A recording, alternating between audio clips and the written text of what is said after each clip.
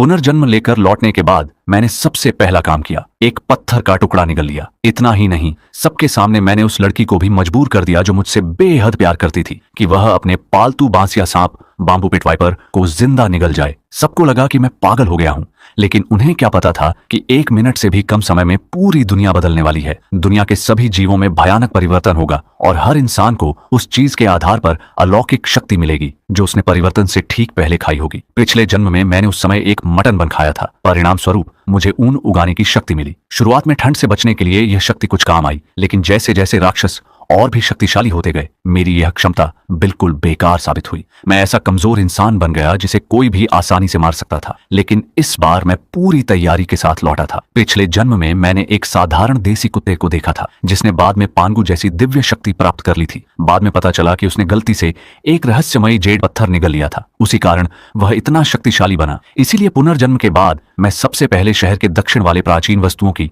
दुकान पर गया। बड़ी मुश्किल से पैसे जुटाकर मैंने वहीं जेड पत्थर खरीद लिया। जहां तक श्या वानरों को उसका पालतू सांप निगलने के लिए मजबूर करने की बात है, वह इसलिए क्योंकि वह लड़की पिछले जन्म से ही मुझसे सच्चा प्यार करती थी। जब प्रलय आई थी तब भी उसने मेरा साथ कभी नहीं छोड़ा। उसके पास बर्फ की शक्तिशाली क्षमता थी जिससे वह अकेले भी आराम से जीवित रह सकती थी, लेकिन उसने मुझे नहीं छोड़ा, जबकि मेरे पास केवल बेकार सी शक्ति थी। आखिरकार मेरी वजह से उसे भी अपनी जान गंवानी पड़ी। इस बार मैं उसे पहले से कहीं अधिक शक्तिशाली बनाना चाहता था। पिछले जन्म में उसका यही पालतू सांप परिवर्तन के बाद एक चाओलोंग ड्रैगन बन गया था। अगर वह एक और शक्तिशाली कुत्ते से नहीं हारता तो भविष्य में उसके 5 पंजों वाले दिव्य ड्रैगन बनने की पूरी संभावना थी। इसी कारण मैंने उससे कहा कि वह सांप को जिंदा निगल ले। पिछले जन्म के अनुभव से इंसानों ने यह निष्कर्ष निकाला था कि किसी वस्तु को जिंदा निगलने पर सबसे शक्तिशाली प्रतिभा जागृत होती है। मेरे पास मौजूद दिव्य जेड पत्थर को 2 हिस्सों में बांटना असंभव था, वरना मैं उसे श्या वानरों के साथ बांट लेता। फिर भी ड्रैगन की यह शक्ति उसके पिछले जन्म की बर्फ वाली शक्ति से कई गुना अधिक शक्तिशाली थी। मेरी जिद देखकर श्या वानरों के चेहरे पर गहरी उलझन साफ दिखाई दे रही थी। एक तरफ वह लड़का था जिससे वह कई सालों से बेइंतहा प्यार करती थी, और दूसरी तरफ उसका सबसे प्यारा पालतू सांप। कुछ पल तक वह चुप रही, फिर उसने गहरी सांस ली और धीरे से कहा, माफ करना शाओछिंग, लेकिन उसके लिए मैं कुछ भी कर सकती हूँ। इतना कहकर उसने अपने पालतू सांप को हाथ में उठाया। पूरे क्लास के सामने उसने आंखें बंद की और उसे बिल्कुल नूडल्स की तरह जिंदा निगल लिया। पूरा क्लास सन्न रह गया। किसी के मुंह से एक शब्द तक नहीं निकला। सभी लोग अविश्वास से उसे देखते रह गए। कुछ ही सेकंड बाद श्या वानरों भागकर पानी के कूलर के पास पहुंची और लगातार कई गिलास पानी पी गई। फिर दीवार का सहारा लेकर उल्टियां करने लगी। अब जाकर पूरी क्लास को यकीन हुआ कि यह कोई मजाक नहीं था। क्या तुम सच में निगल गई? तुम दोनों पागल हो गए हो क्या? उसने कहा। और तुमने सच में सांप खा लिया? मैं शायद अभी भी सपना देख रहा हूँ। यहाँ तक कि अध्यापिका भी पूरी तरह स्तब्ध थी। उन्हें समझ ही नहीं आ रहा था कि आज के युवाओं को आखिर हो क्या गया है। मैं धीरे धीरे श्या वानरों के पास पहुंचा। उसका चेहरा बिल्कुल सफेद पड़ चुका था। दर्द की वजह से उसके माथे पर पसीने की बूंदें चमक रही थीं और कुछ बाल उसके चेहरे से चिपक गए थे। वह बेहद कमजोर और असहाय दिखाई दे रही थी। मेरे पेट में भी जेड पत्थर की वजह से असहनीय दर्द हो रहा था, लेकिन फिर भी मैंने उसे अपनी बाहों में थाम लिया। कमजोर आवाज में उसने कहा, मैंने कर दिखाया। मैंने उसके सिर पर हाथ फेरा और उसे कसकर अपने सीने से लगा लिया। उसी समय उसके होंठों के किनारे से खून बहने लगा। यह दृश्य देखकर अध्यापिका घबरा गई और तुरंत एम्बुलेंस बुलाने के लिए फोन मिलाया। लेकिन तभी क्लास का सबसे ताकतवर लड़का गांव जुनहाओ, जो हमेशा से श्या वानरों को पसंद करता था और कई बार उसके सामने अपने प्यार का इजहार कर चुका था, गुस्से से पागल हो गया। उसकी आंखें लाल हो चुकी थीं। वह तेज कदमों से मेरी तरफ बढ़ा और गरजते हुए बोला, चेन जी, तू मरने लायक है। तुझे पता था कि वह तुझसे प्यार करती है, फिर भी तूने उसे जिंदा सांप निगलने पर मजबूर कर दिया। उसकी दहाड़ से पूरा क्लास कांप उठा, लेकिन मैंने उसकी तरफ देखा तक नहीं। मैं बस श्या वानरों को अपनी बाहों में संभाले रहा। साथ ही मैंने अपना मोबाइल निकाला और स्क्रीन पर समय देखने लगा। गांव जुनहाव गुस्से में भीड़ को धक्का देता हुआ मेरी तरफ दौड़ रहा था। मैंने धीरे से गिनती शुरू की। 3। वह अब बिल्कुल मेरे सामने पहुंचने वाला था। पूरी क्लास ने सांस रोक ली। 2। बस एक कदम और। मैंने बिल्कुल शांत स्वर में आखिरी गिनती बोली। 1। जैसे ही घड़ी में ठीक 10 बजे अचानक खिड़की के बाहर एक चकाचौंध कर देने वाली रोशनी फट पड़ी, इतनी तेज कि किसी की आंखें खुली नहीं रह सकीं। पूरा आसमान कुछ पल के लिए सफेद चमक से भर गया, फिर वह रोशनी उतनी ही जल्दी गायब भी हो गई। उसी समय गांव जुनहाव की आंखों के सामने अंधेरा छा गया। तेज चमक के कारण उसका संतुलन बिगड़ गया और वह जोर से जमीन पर गिर पड़ा। लेकिन यह तो बस शुरुआत थी। उस रहस्यमयी प्रकाश के बाद कुछ ही सेकंड में एक अदृश्य विद्युत चुंबकीय तूफान पूरे सौरमंडल में फैल गया। क्लास के सभी छात्र घबराकर खिड़की की ओर देखने लगे, लेकिन बाहर उन्हें कुछ भी असामान्य दिखाई नहीं दिया। ज्यादातर लोगों ने इसे एक अजीब घटना समझकर नजरअंदाज कर दिया। हालांकि कुछ छात्रों ने मोबाइल निकालकर इंटरनेट पर खबरें देखने की कोशिश की, लेकिन किसी भी फोन में नेटवर्क नहीं था। उसी समय गांव जुनहाव फिर से उठ खड़ा हुआ। उसकी आंखों में पहले से भी ज्यादा गुस्सा था। वह मेरी तरफ दौड़ते हुए चिल्लाया, आज मैं तुम्हें छोड़ूंगा नहीं, मैं वानरों का बदला लेकर रहूंगा। उसका लगभग 6 फीट 3 इंच लंबा ताकतवर शरीर सीधे मेरी तरफ झपटा। बाकी सभी छात्रों को लगा कि अब मैं बच नहीं पाऊंगा, लेकिन तभी पूरा आसमान अचानक बदलने लगा। कुछ ही क्षणों में दिन का उजाला गायब हो गया और चारों तरफ गहरा अंधेरा छा गया। इसके बाद आसमान से खून जैसा लाल प्रकाश बरसने लगा। सौर तूफान की वजह से पृथ्वी का चुंबकीय क्षेत्र पूरी तरह अस्त व्यस्त हो चुका था और उसी के कारण आसमान का रंग भी बदल गया। इसी पल मेरी बाहों में मौजूद श्यावानरों ने दिल दहला देने वाली चीख मार दी। सभी लोग घबराकर उसकी तरफ देखने लगे। अगले ही पल उसका शरीर बदलना शुरू हो गया। उसके सिर पर चांदी जैसी चमकती हुई 2 ड्रैगन की सींगें उग आईं। उनके चारों ओर बिजली की हल्की चिंगारियां नाच रही थीं। उसके गालों पर बर्फ जैसी सफेद चमकदार ड्रैगन की शल्कें उभर आईं। उसकी पीठ पर एक छोटी सी नीली ड्रैगन आकृति दिखाई देने लगी जो रहस्यमयी ऊर्जा से घिरी हुई थी। उसके पूरे शरीर पर हल्की चांदी जैसी दिव्य आभा फैल गई। पीछे एक लंबी ड्रैगन की पूंछ धीरे धीरे हिल रही थी। उस पल वह किसी साधारण लड़की जैसी नहीं बल्कि किसी दिव्य ड्रैगन देवी की तरह दिखाई दे रही थी। रूपांतरण पूरा होते ही उसके दिमाग में अनगिनत नई जानकारियां अपने आप आ गईं।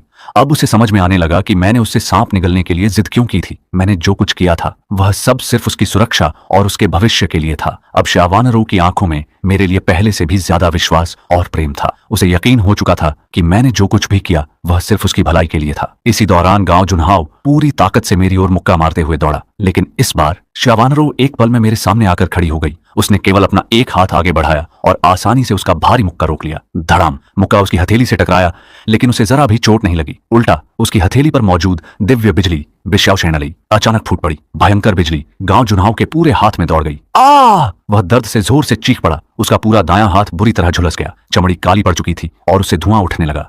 वह दर्द से तड़पते हुए जमीन पर गिर पड़ा और अपना हाथ पकड़कर इधर उधर भागने लगा। कुछ ही क्षणों बाद श्यावानरों के चेहरे की ड्रैगन शल्कें धीरे धीरे गायब हो गईं। उसके सिर के सींग और पूंछ भी वापस शरीर में समा गए और वह फिर से सामान्य इंसान जैसी दिखने लगी। वह मुस्कुराते हुए मेरी ओर देखने लगी, मानो मेरी तारीफ सुनना चाहती हो। लेकिन जैसे ही उसने मेरी तरफ देखा उसका चेहरा अचानक बदल गया। उसे महसूस हुआ कि मेरे शरीर से एक ऐसी भयावह और दिव्य आभा निकल रही थी जिसने उसके दिल तक को हिला दिया। यह डर किसी दुश्मन का नहीं था, बल्कि ऐसा था जैसे कोई छोटा जीव किसी देवता के सामने खड़ा हो। उसकी आत्मा तक कांप उठी। तभी उसे एहसास हुआ कि मैंने जो जेड पत्थर निगला था वह साधारण चीज नहीं थी। उसकी शक्ति उसके ड्रैगन रक्त से भी कहीं अधिक भयानक थी। लेकिन इसके बावजूद उसके मन में मेरे लिए डर नहीं बल्कि और भी गहरा प्रेम पैदा हुआ। उसे समझ नहीं आ रहा था कि मुझे भविष्य की सारी बातें पहले से कैसे पता थीं, फिर भी उसे पूरा विश्वास था मैं कभी उसका बुरा नहीं करूंगा। इसी समय बाहर का लाल प्रकाश और भी तेज हो गया। पूरा अंधेरा खून जैसे लाल उजाले में बदल गया। अचानक गांव जुन्हाव की चीख एकदम बंद हो गई। उसके बाद पूरे क्लासरूम में एक साथ कई छात्रों की दर्द भरी चीखें गूंज उठीं। हर कोई घबराकर इधर उधर देखने लगा और अगले ही पल एक भयानक राक्षसी मछली जैसी आकृति अचानक क्लासरूम के बीचों बीच प्रकट हुई। उसका पूरा शरीर खून और मांस से ढका हुआ था, जबकि नुकीली हड्डियां बाहर निकली हुई थीं। उस विशाल राक्षस के नीचे 2 छात्रों के कुचले हुए खून से लथपथ शरीर पड़े थे। बाकी सभी छात्र डर के मारे जमीन पर बैठ गए। उस राक्षस के मुंह से इंसानी मांस चबाने की डरावनी आवाजें आ रही थीं, लेकिन वह अकेला नहीं था। क्लास के अंदर एक एक करके और भी कई भयानक राक्षस दिखाई देने लगे। कोई बंदर जैसा दुबला पतला था, कोई कीड़े की तरह मुड़ा तुड़ा, तो कोई भेड़िए जितना तेज। उन सब में एक बात समान थी, उनके शरीर पर चमड़ी की जगह बाहर निकला हुआ खून और मांस दिखाई दे रहा था। उनका रूप इतना डरावना था कि मानो वे सीधे नरक से निकलकर आए हों। और फिर उन्होंने बिना किसी चेतावनी के छात्रों पर हमला कर दिया। अगले ही पल पूरा क्लासरूम नरक में बदल गया। वे विकृत राक्षस छात्रों के पीछे पागलों की तरह दौड़ पड़े। जो भी उनके हाथ लगा उसे उन्होंने बेरहमी से चीरकर 2 टुकड़ों में बांट दिया। चारों तरफ चीखें, खून और मौत का तांडव मच गया। कुछ ही सेकंड पहले जो क्लासरूम पढ़ाई की जगह था अब वह किसी कत्लगाह जैसा दिखाई दे रहा था। क्लास मॉनिटर झांग या यह सब देखकर स्तब्ध रह गया। उसे समझ ही नहीं आ रहा था कि कुछ मिनटों के भीतर दुनिया इतनी भयानक कैसे बदल गई। लेकिन मुझे सब पता था, वह रहस्यमयी लाल रोशनी और उसके बाद आया विद्युत चुंबकीय तूफान ही इस आपदा की असली वजह थे। जिन लोगों का मानसिक बल कमजोर था वे उस अजीब शक्ति के प्रभाव में आकर सीधे राक्षस बन गए, और जिनका मन मजबूत था वे अपने शरीर में मौजूद आखिरी निगली हुई वस्तु के आधार पर विशेष शक्तियां प्राप्त करने लगे। उसी समय गांव जुन्हाव भी परिवर्तन का शिकार हो गया। उसके शरीर की नसें फटने लगीं, त्वचा के नीचे से अनगिनत लाल रक्त तंतु बाहर निकल आए और पूरे शरीर को कसकर जकड़ लिया। कुछ ही सेकंड में उसका विशाल शरीर सिकुड़ने लगा। उसकी हड्डियां अजीब तरह से मुड़ने लगीं। उसकी पीठ फट गई और वहां से विशाल पंख निकल आए। दोनों पैरों की जगह तेज पंजे उग आए। उसका चेहरा भी पूरी तरह बदल गया। अब वह इंसान नहीं रहा था, वह एक भयावह रक्तचंद्र दानव पक्षी बन चुका था। रूपांतरण पूरा होते ही उसने एक कान फाड़ देने वाली चीख मारी और बिजली जैसी गति से सामने खड़ी एक छात्रा पर झपट पड़ा। उसके नुकीले पंजों ने एक ही वार में लड़की के शरीर को 2 हिस्सों में बांट दिया। यह दृश्य देखकर बाकी छात्र डर से पीछे हट गए। मैंने उस राक्षसी पक्षी को ध्यान से देखा, मेरी आंखें सिकुड़ गईं। रक्तचंद्र दानव पक्षी, मैं उसे तुरंत पहचान गया। पिछले जन्म में भी यह शुरुआती दौर के सबसे खतरनाक राक्षसों में से एक था। इसकी गति इतनी तेज होती थी कि अधिकांश जागृत लोग अपनी शक्ति इस्तेमाल करने से पहले ही मारे जाते थे। अगर कोई पहली बार इसका सामना करता तो उसके बचने की संभावना लगभग शून्य होती। ऊपर से इस समय चारों तरफ गहरा अंधेरा था और यह राक्षस रात में और भी ज्यादा ताकतवर हो जाता था। पिछले जन्म में मैं उस दिन स्कूल नहीं आया था, इसी वजह से इस राक्षस का सामना नहीं हुआ और अनजाने में मेरी जान बच गई थी। अब मुझे समझ आ गया कि उस समय हमारे स्कूल के ज्यादातर छात्र जिंदा क्यों नहीं बच पाए थे। मैंने गहरी सांस ली। अब भागने का कोई मतलब नहीं था। इस बार मुझे अपनी नई शक्ति की असली परीक्षा लेनी ही थी। मैंने तुरंत अपनी नई शक्ति को जगाने की कोशिश की। अगले ही पल मेरे दिमाग में मेरी दिव्य क्षमता की पूरी जानकारी उभर आई। मेरे होंठों पर हल्की मुस्कान आ गई। रक्तचंद्र दानव पक्षी, ठीक है, सबसे पहले तुम्हीं पर अपनी शक्ति आजमाता हूं। मैंने एक कदम आगे बढ़ाया। अचानक मेरे पूरे शरीर से सुनहरी रोशनी फूट पड़ी। मेरे चेहरे पर काले और सुनहरे रंग का दिव्य मुखौटा प्रकट हुआ। सिर के पीछे सुनहरी लटें अग्नि की लपटों की तरह लहराने लगीं। मेरे पूरे शरीर पर काले सुनहरे रंग का दिव्य कवच बन गया, जिसकी बनावट ड्रैगन की शल्कों जैसी थी। कुछ ही क्षणों में मेरा शरीर पहले से कहीं अधिक विशाल और शक्तिशाली दिखाई देने लगा। मेरी पीठ के पीछे बैंगनी दिव्य आभा घूमने लगी, मानो कोई प्राचीन देवता स्वयं धरती पर उतर आया हो। मुझे उस रूप में देखकर श्यावानरों की आंखें आश्चर्य और प्रशंसा से भर गईं। वह बिना पलक झपकाए मुझे देखती रह गई। उधर बाकी राक्षस भी मेरी शक्ति को महसूस कर चुके थे। एक एक करके वे सब मेरी ओर झपट पड़े। सबसे पहले वह विशाल मछली राक्षस मेरी तरफ दौड़ा। उसका लगभग 4 मीटर ऊंचा शरीर जमीन हिलाता हुआ मेरी ओर बढ़ रहा था, लेकिन जैसे ही उसकी नजर मुझ पर पड़ी, वह पल भर के लिए ठिठक गया, मानो उसके भीतर बची हुई इंसानी यादें मेरी दिव्य आभा से डर गई हों। लेकिन अगले ही पल वह जोर से गरजा और पूरी ताकत के साथ मुझ पर हमला कर दिया। श्यावानरो भी मेरी मदद के लिए आगे बढ़ी, लेकिन मैंने हाथ उठाकर उसे रोक दिया। यह लड़ाई मैं अकेला लड़ूंगा, इतना कहकर मैं भी बिना किसी डर के सीधे उस विशाल राक्षस की ओर दौड़ पड़ा। अगले ही पल धड़ाम, हम दोनों की टक्कर से पूरा क्लासरूम कांप उठा। जमीन फट गई और चारों ओर धूल का गुब्बार छा गया। हालांकि मेरा शरीर लगभग 2 मीटर ऊंचा हो चुका था, फिर भी उस 4 मीटर लंबे मछली राक्षस के सामने मैं छोटा ही दिखाई देता था। टक्कर के बाद मेरा पैर टूटी हुई जमीन पर थोड़ा फिसला। ऐसा लगा जैसे ताकत में मैं उससे थोड़ा कम हूं। लेकिन तभी ऊपर से रक्तचंद्र दानव पक्षी ने मौका देखकर मुझ पर झपट्टा मारा। उसे लगा कि मैं विशाल राक्षस को रोकने में व्यस्त हूं। यही उसका सबसे बड़ा भ्रम था। मैंने अचानक अपना कदम पीछे खींचा। हमला रोकने की बजाय मैंने उस विशाल मछली राक्षस के शरीर को पकड़कर पूरी ताकत से घुमा दिया। उसका विशाल शरीर सीधे उड़ते हुए रक्तचंद्र दानव पक्षी की तरफ जा टकराया। धड़ाम, मछली राक्षस दीवार में धंस गया। वहीं रक्तचंद्र दानव पक्षी ने आखिरी क्षण में अपने पंख फैलाकर किसी तरह खुद को बचा लिया, लेकिन अब उसके चेहरे पर पहली बार डर साफ दिखाई दे रहा था। रक्तचंद्र दानव पक्षी हवा में मंडराता रहा। उसकी लाल आंखें लगातार मुझे घूर रही थीं। उसे समझ आ गया था कि अकेले मेरे सामने जीतना आसान नहीं है। अचानक उसने एक बेहद तेज और अजीब चीख निकाली। वह सिर्फ गुस्से में नहीं चिल्ला रहा था, बल्कि अपनी रक्त रेखा की शक्ति से पूरे क्लासरूम में मौजूद दूसरे अधूरे रूप से बदले हुए राक्षसों को आदेश दे रहा था। अगले ही पल सभी राक्षसों की आंखें लाल हो गईं। उनके शरीर का मांस और भी ज्यादा फटने लगा और वे पहले से कहीं अधिक डरावने दिखाई देने लगे। उन्होंने अपने सामने पड़े इंसानी शवों को छोड़ दिया और एक साथ मेरी तरफ झपट पड़े। उधर रक्तचंद्र दानव पक्षी चुपचाप छत के पास उड़कर सही मौके का इंतजार करने लगा। मैंने बिना घबराए अपना दायां हाथ आगे बढ़ाया। अचानक मेरी पीठ के पीछे घूम रही आदिम दिव्य आभा सिमटकर एक विशाल काला सुनहरा युद्ध कुल्हाड़ा बन गई। वह था पांगू का दिव्य कायतियन कुल्हाड़ा। मैंने कुल्हाड़े को कसकर पकड़ा और पूरी ताकत से जमीन पर पैर मारा। धड़ाम, फर्श में गहरी दरार पड़ गई। मैं आंधी की तरह राक्षसों की ओर दौड़ा। हवा में छलांग लगाते ही मैंने अपने शरीर को घुमाया और पूरी शक्ति से कुल्हाड़ा चलाया। एक चमकदार सुनहरी धार बिजली की तरह हवा को चीरती हुई निकली। अगले ही पल चारों राक्षस लगभग एक साथ बीच से 2 टुकड़ों में कट गए। उनके शरीर जमीन पर गिरते ही पूरा क्लासरूम खून से भर गया। यह देखकर छत पर छिपा रक्तचंद्र दानव पक्षी पागलों की तरह चीखता हुआ मेरी तरफ टूट पड़ा। उसे पता था कि अगर अब भी नहीं लड़ा तो उसकी मौत तय है, लेकिन मैं तो उसी पल का इंतजार कर रहा था। मेरे होंठों पर हल्की मुस्कान उभरी। मैंने दोनों हाथों से कायतियन कुल्हाड़े को ऊपर उठाया। दिव्य ऊर्जा उसके चारों ओर इकट्ठा होने लगी। फिर मैंने पूरी ताकत से ऊपर की ओर वार किया। एक विशाल सुनहरी धार आसमान तक पहुंचती हुई दिखाई दी। छन, रक्तचंद्र दानव पक्षी उस वार से बच भी नहीं पाया। एक ही प्रहार में उसका शरीर कमर से 2 हिस्सों में बढ़ गया। उसका रक्त हवा में बिखर गया और दोनों टुकड़े जोर से जमीन पर आ गिरे। सबसे खतरनाक राक्षस के मरते ही पूरा क्लासरूम अचानक शांत हो गया। बचे हुए सभी राक्षस मेरी ओर डर से देखने लगे। उन्हें मेरे शरीर से निकलती पांगू की दिव्य आभा साफ महसूस हो रही थी, लेकिन मैंने उन्हें जरा भी मौका नहीं दिया। मैं बिजली की गति से आगे बढ़ा और एक एक करके बाकी सभी राक्षसों का भी अंत कर दिया। सिर्फ 3 मिनट के भीतर पूरा क्लासरूम राक्षसों से खाली हो चुका था। अब वहां सिर्फ बचे हुए छात्र, चारों ओर फैला खून और राक्षसों की लाशें थीं। जब आखिरी राक्षस भी मर गया तब क्लासरूम में बचे हुए छात्रों ने राहत की सांस ली, लेकिन राहत ज्यादा देर टिक नहीं सकी। कुछ छात्र तुरंत चिल्लाने लगे, हमें यहाँ से निकलना होगा, जल्दी बाहर चलते हैं, यहाँ रहना मौत को बुलाने जैसा है। उनकी बातें सुनकर मैं धीरे धीरे मंच, टीचर की डेस्क पर चढ़ गया। मेरी आवाज पूरे क्लासरूम में गूंज उठी। सब लोग चुप। मेरी बात सुनते ही पूरा कमरा एकदम शांत हो गया। सबकी नजरें मेरी तरफ थीं। मैंने गंभीर स्वर में कहा, दुनिया बदल चुकी है। बाहर अब इंसानों की दुनिया नहीं रही, वहां हर तरफ राक्षस हैं। अगर जिंदा रहना चाहते हो तो मेरी हर बात माननी होगी।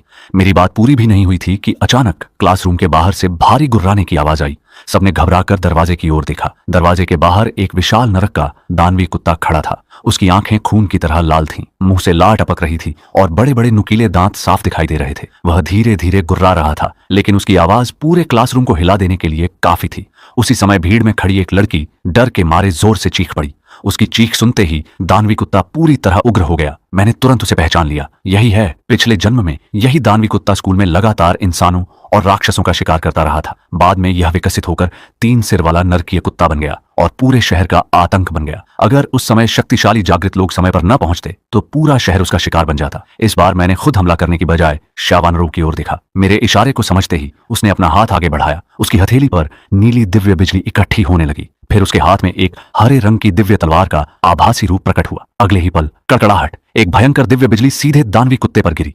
बिजली की चोट से उसके शरीर का एक हिस्सा काला पड़ गया और जलने की गंध पूरे गलियारे में फैल गई। लेकिन वह मरा नहीं, बल्कि पहले से भी ज्यादा क्रोधित हो गया। उसने जोरदार दहाड़ लगाई और मुंह खोलकर काले धुएं जैसी जहरीली सांस बाहर छोड़ी। जहां वह धुआं पहुंचा वहां की मेज कुर्सियां पल भर में राख बन गईं। 2 छात्र जो उसके सामने खड़े थे उसी क्षण मौत के घाट उतर गए। यह देखकर मेरी आंखें सिकुड़ गईं। तो यह विषयाव दिव्य बिजली भी झेल सकता है। अब मुझे खुद मैदान में उतरना ही था। मैंने एक पल भी देर नहीं की। अपने हाथ को आगे बढ़ाते ही मेरा कायतियन दिव्य कुल्हाड़ा फिर से प्रकट हो गया। वह हवा को चीरता हुआ सीधे नरक के दानवी कुत्ते की ओर जा गिरा। उसी समय मैं भी पूरी रफ्तार से उसकी तरफ दौड़ पड़ा। दानवी कुत्ता बेहद फुर्तीला था। उसने झटके से अपना शरीर मुड़ा और कुल्हाड़े के पहले वार से बच गया। लेकिन मैं पहले ही उसके बिल्कुल सामने पहुंच चुका था। मैंने अपने पूरे शरीर की ताकत से उसे जोरदार टक्कर मारी। धड़ाम! विशाल दानवी कुत्ता कई मीटर दूर जाकर जमीन पर लुढ़क गया। शावानरों ने तुरंत अपनी दिव्य तलवार मेरी ओर बढ़ा दी। मैंने बिना समय गंवाए तलवार पकड़ी और उठने की कोशिश कर रहे दानवी कुत्ते पर टूट पड़ा।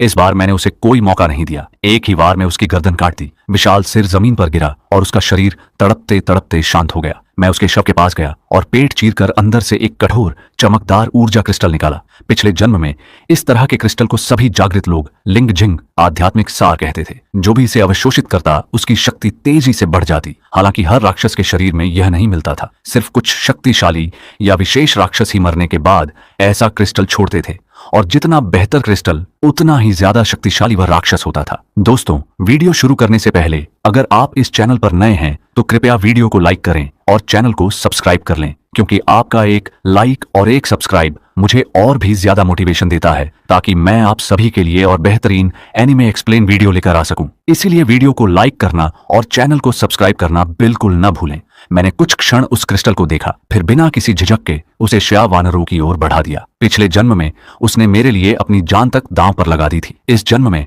मैं चाहता था कि वह मुझसे भी ज्यादा शक्तिशाली बने। मैंने धीरे से कहा, इसे अपनी भौहों के बीच रखो और मन से इसकी शक्ति को अपने अंदर समा जाने दो। शावानरों ने बिना कोई सवाल किए मेरी बात मान ली। उसने क्रिस्टल को माथे पर रखा और आंखें बंद कर लीं। कुछ ही सेकंड में सफेद रोशनी पूरे क्रिस्टल में फैल गई, फिर वह धीरे धीरे गायब हो गया। उसी के साथ शावानरों के शरीर से पहले से कहीं अधिक शक्तिशाली दिव्य आभा निकलने लगी। उसकी ताकत एक बार फिर कई गुना बढ़ चुकी थी। अब वह द्वितीय स्तर की जागृत सेकंड रैंक अवेकेंड बन चुकी थी। दुनिया में अभी अभी प्रलय शुरू हुई थी। ऐसे समय में दूसरे स्तर का जागृत होना लगभग अधिकांश खतरों का सामना करने के लिए काफी था। मैंने संतोष की सांस ली। अब कम से कम उसके जिंदा रहने की संभावना पिछले जन्म की तुलना में कई गुना अधिक थी। शावानरों की शक्ति बढ़ने के बाद मैंने धीरे धीरे उसकी ओर देखा और हल्की मुस्कान दी। लेकिन अगले ही पल मेरा चेहरा फिर से गंभीर हो गया। मेरी नजर उस लड़की पर जा टिकी जिसने कुछ देर पहले डर के मारे चीख लगाई थी, और उसी वजह से नरक का दानवी कुत्ता हमारी ओर आकर्षित हुआ था। बिना कुछ कहे मैं उसके सामने पहुंचा। लड़की कुछ समझ पाती उससे पहले ही छन्न मेरी तलवार एक ही वार में उसकी गर्दन से गुजर गई। उसका सिर जमीन पर लुढ़क गया। पूरे क्लासरूम में सन्नाटा छा गया। बचे हुए छात्र भय से कांप उठे। उन्हें समझ नहीं आ रहा था कि मैंने ऐसा क्यों किया। मैंने ठंडी आवाज में कहा, इस प्रलय में एक इंसान की छोटी सी गलती भी दर्जनों लोगों की मौत का कारण बन सकती है। अगर कोई अपनी मूर्खता से सबकी जान खतरे में डालेगा तो मैं उसे जिंदा नहीं छोड़ूंगा। मेरी बात सुनकर किसी की भी हिम्मत नहीं हुई कि कुछ बोले। उसी समय बाहर से दर्द भरी चीखें सुनाई देने लगीं।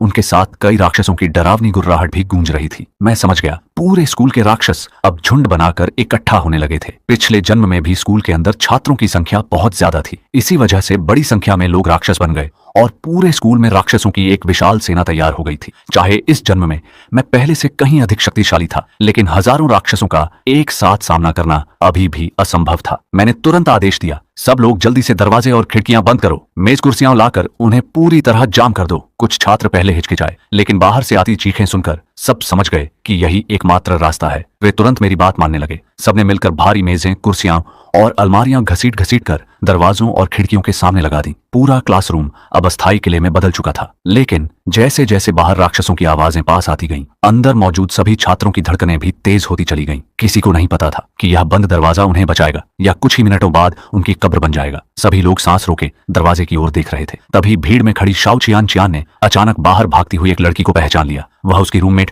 और सबसे अच्छी दोस्त शाओ वेई थी। इस समय शाओ वेई का पूरा शरीर खून से लथपथ था। उसके शरीर पर एक भी ऐसी जगह नहीं बची थी जहां घाव न हो। वह जान बचाने के लिए पूरी ताकत से भाग रही थी, जबकि उसके पीछे कई राक्षस लगे हुए थे। यह दृश्य देखकर शाओ चियान चियान का दिल पसीज गया। वह दौड़कर दरवाजे के पास पहुंची और उसे खोलने लगी।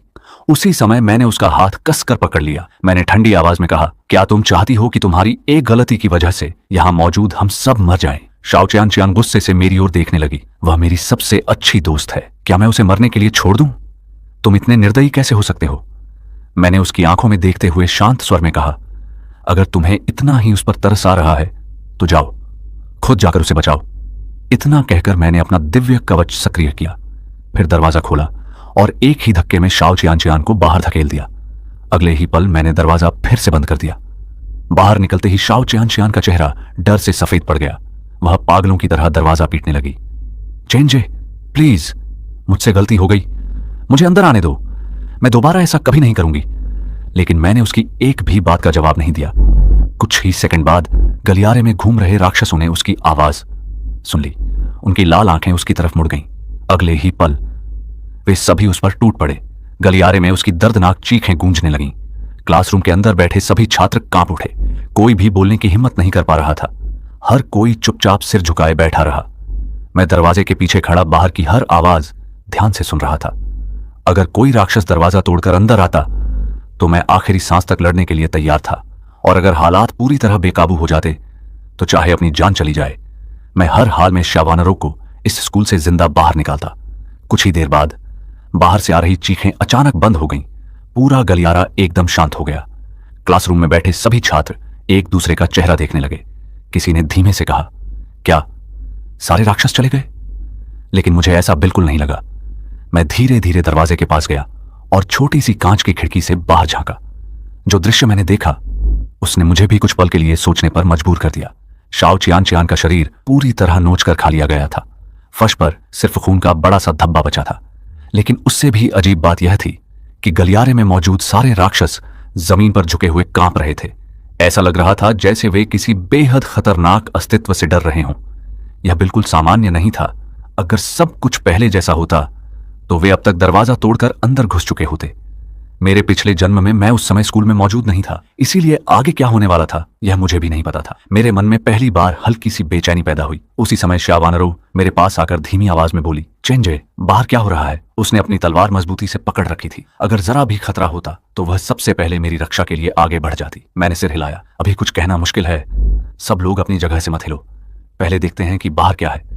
मेरी बात पूरी भी नहीं हुई थी कि थक थक थक गलियारे में किसी के धीरे धीरे चलते हुए कदमों की आवाज सुनाई देने लगी। हर कदम के साथ ऐसा लग रहा था जैसे किसी ने सबके दिल पर हथौड़ा मार दिया हो। फिर एक लड़की की धीमी लेकिन बेहद अजीब आवाज सुनाई दी, क्लासमेट्स, बाहर आओ ना, मैं बहुत देर से तुम्हारा इंतजार कर रही हूं। मेरे पास बहुत स्वादिष्ट चीजें हैं, सब मिलकर खाते हैं। उस आवाज को सुनते ही क्लास के कई छात्रों का चेहरा सफेद पड़ गया। किसी ने कांपती आवाज में कहा, ये तो झाओ शाओलू की आवाज है, लेकिन उसने तो आज छुट्टी ली थी। दूसरा छात्र घबरा कर बोला, वह यहां कैसे आ गई? कुछ लड़कियां जो पहले उसके साथ हॉस्टल में रहती थीं, एक दूसरे की तरफ देखने लगीं। उनके चेहरों पर डर के साथ अपराध बोध भी साफ दिखाई दे रहा था। ऐसा लग रहा था मानो उन्होंने अतीत में झाओ शाओलू के साथ कुछ बहुत बुरा किया हो। उसी समय धड़ाम, क्लासरूम का दरवाजा जोर से हिल उठा। फिर एक और भयानक टक्कर, और फिर तीसरी। अब साफ था दरवाजे के बाहर जो भी था वह अंदर आने के लिए पूरी ताकत लगा रहा था। मैंने तुरंत अपने पांगू के दिव्य कुल्हाड़े को मजबूती से पकड़ लिया। मेरी नजरें दरवाजे पर टिकी थीं, चाहे बाहर झाओ शाओलू हो या कोई और राक्षस। अगर उसने मुझ पर या श्या वानरों पर हमला किया तो मैं बिना एक पल सोचे उसका सिर धड़ से अलग कर दूंगा। उसी समय क्लास के कोने में दुबकी हुई गांव शाओली कांपते हुए बोली, दरवाजा खोलो प्लीज। लेकिन बाहर से फिर वही डरावनी हंसी सुनाई दी। मेरी प्यारी सहेलियों, पहले तो तुम लोग मेरे साथ खेलना बहुत पसंद करती थीं, अब दरवाजा क्यों नहीं खोल रही हो? उसकी आवाज में अजीब सी सनक और पागलपन था। अगले ही पल धड़ाम, क्लासरूम का दरवाजा एक ही झटके में टूटकर उड़ गया। दरवाजे पर जो आकृति दिखाई दी उसे देखकर सभी छात्रों की चीख निकल गई। वह अब इंसान नहीं रही थी। झाओ शाओलू एक विशाल मकड़ी जैसे राक्षस में बदल चुकी थी। उसके 8 लंबे पैर थे, पूरा शरीर कई गुना बड़ा हो चुका था। वह अकेली ही क्लासरूम का आधा हिस्सा घेर रही थी। गांव शाओली डर के मारे उसके सामने घुटनों के बल बैठ गई। रोते हुए बोली, शाओलू मुझे माफ कर दो, मैंने जो किया वह गलती थी। लेकिन झाओ शाओलू की आंखों में केवल नफरत थी। वह पागलों की तरह हंसने लगी। माफ कर दूं? जब तुम लोग मुझे रोज रोज सताती थीं, तब क्या कभी सोचा था कि एक दिन ऐसा भी आएगा? उसकी आवाज में वर्षों का दर्द और बदला साफ झलक रहा था। उसी समय उसकी एक पुरानी रूममेट धीरे धीरे दरवाजे की तरफ भागने लगी, लेकिन झाओ शाओलू की नजर उस पर पड़ चुकी थी। उसने अपना हाथ हल्का सा हिलाया। धड़ाम, दरवाजा अपने आप बंद हो गया। यह देखकर मेरी आंखें सिकुड़ गईं। मैंने मन ही मन सोचा, यह सिर्फ मकड़ी की शक्ति नहीं, इसके पास मानसिक शक्ति, टेलीकिनेसिस भी है। लगता है यह पहले स्तर की चरम सीमा के काफी करीब पहुंच चुकी है। अगले ही पल झाओ शाओलू बिजली की गति से उस भागती हुई लड़की के सामने पहुंची। उसके तेज पंजे हवा में चमके। छन्न, एक ही वार में लड़की का शरीर 2 हिस्सों में बंट गया। झाओ शाओलू ने उसके शरीर का आधा हिस्सा उठाया और सबके सामने उसे खाना शुरू कर दिया। पूरा क्लासरूम चीखों से गूंज उठा। कई छात्रों ने वहीं उल्टी कर दी। डर से किसी के पैर तक नहीं हिल रहे थे। यह खौफनाक दृश्य देखकर पूरी क्लास दहशत में डूब गई। लेकिन तभी गांव शाओली ने न जाने कहां से हिम्मत जुटाई। उसने जमीन पर पड़ा एक टूटा हुआ मेज का पाया उठाया और पूरी ताकत से झाओ शाओलू पर हमला कर दिया। धड़ाम, लकड़ी का डंडा उसके पैर से टकराया, लेकिन ऐसा लगा जैसे उसने लोहे पर वार किया हो। डंडा टूटकर जमीन पर गिर गया, जबकि झाओ शाओलू को जरा सी भी चोट नहीं लगी। वह धीरे धीरे मुड़ी और गांव शाओली की तरफ देखकर डरावनी मुस्कान हंसी। अगले ही पल उसने अपनी मानसिक शक्ति का इस्तेमाल किया।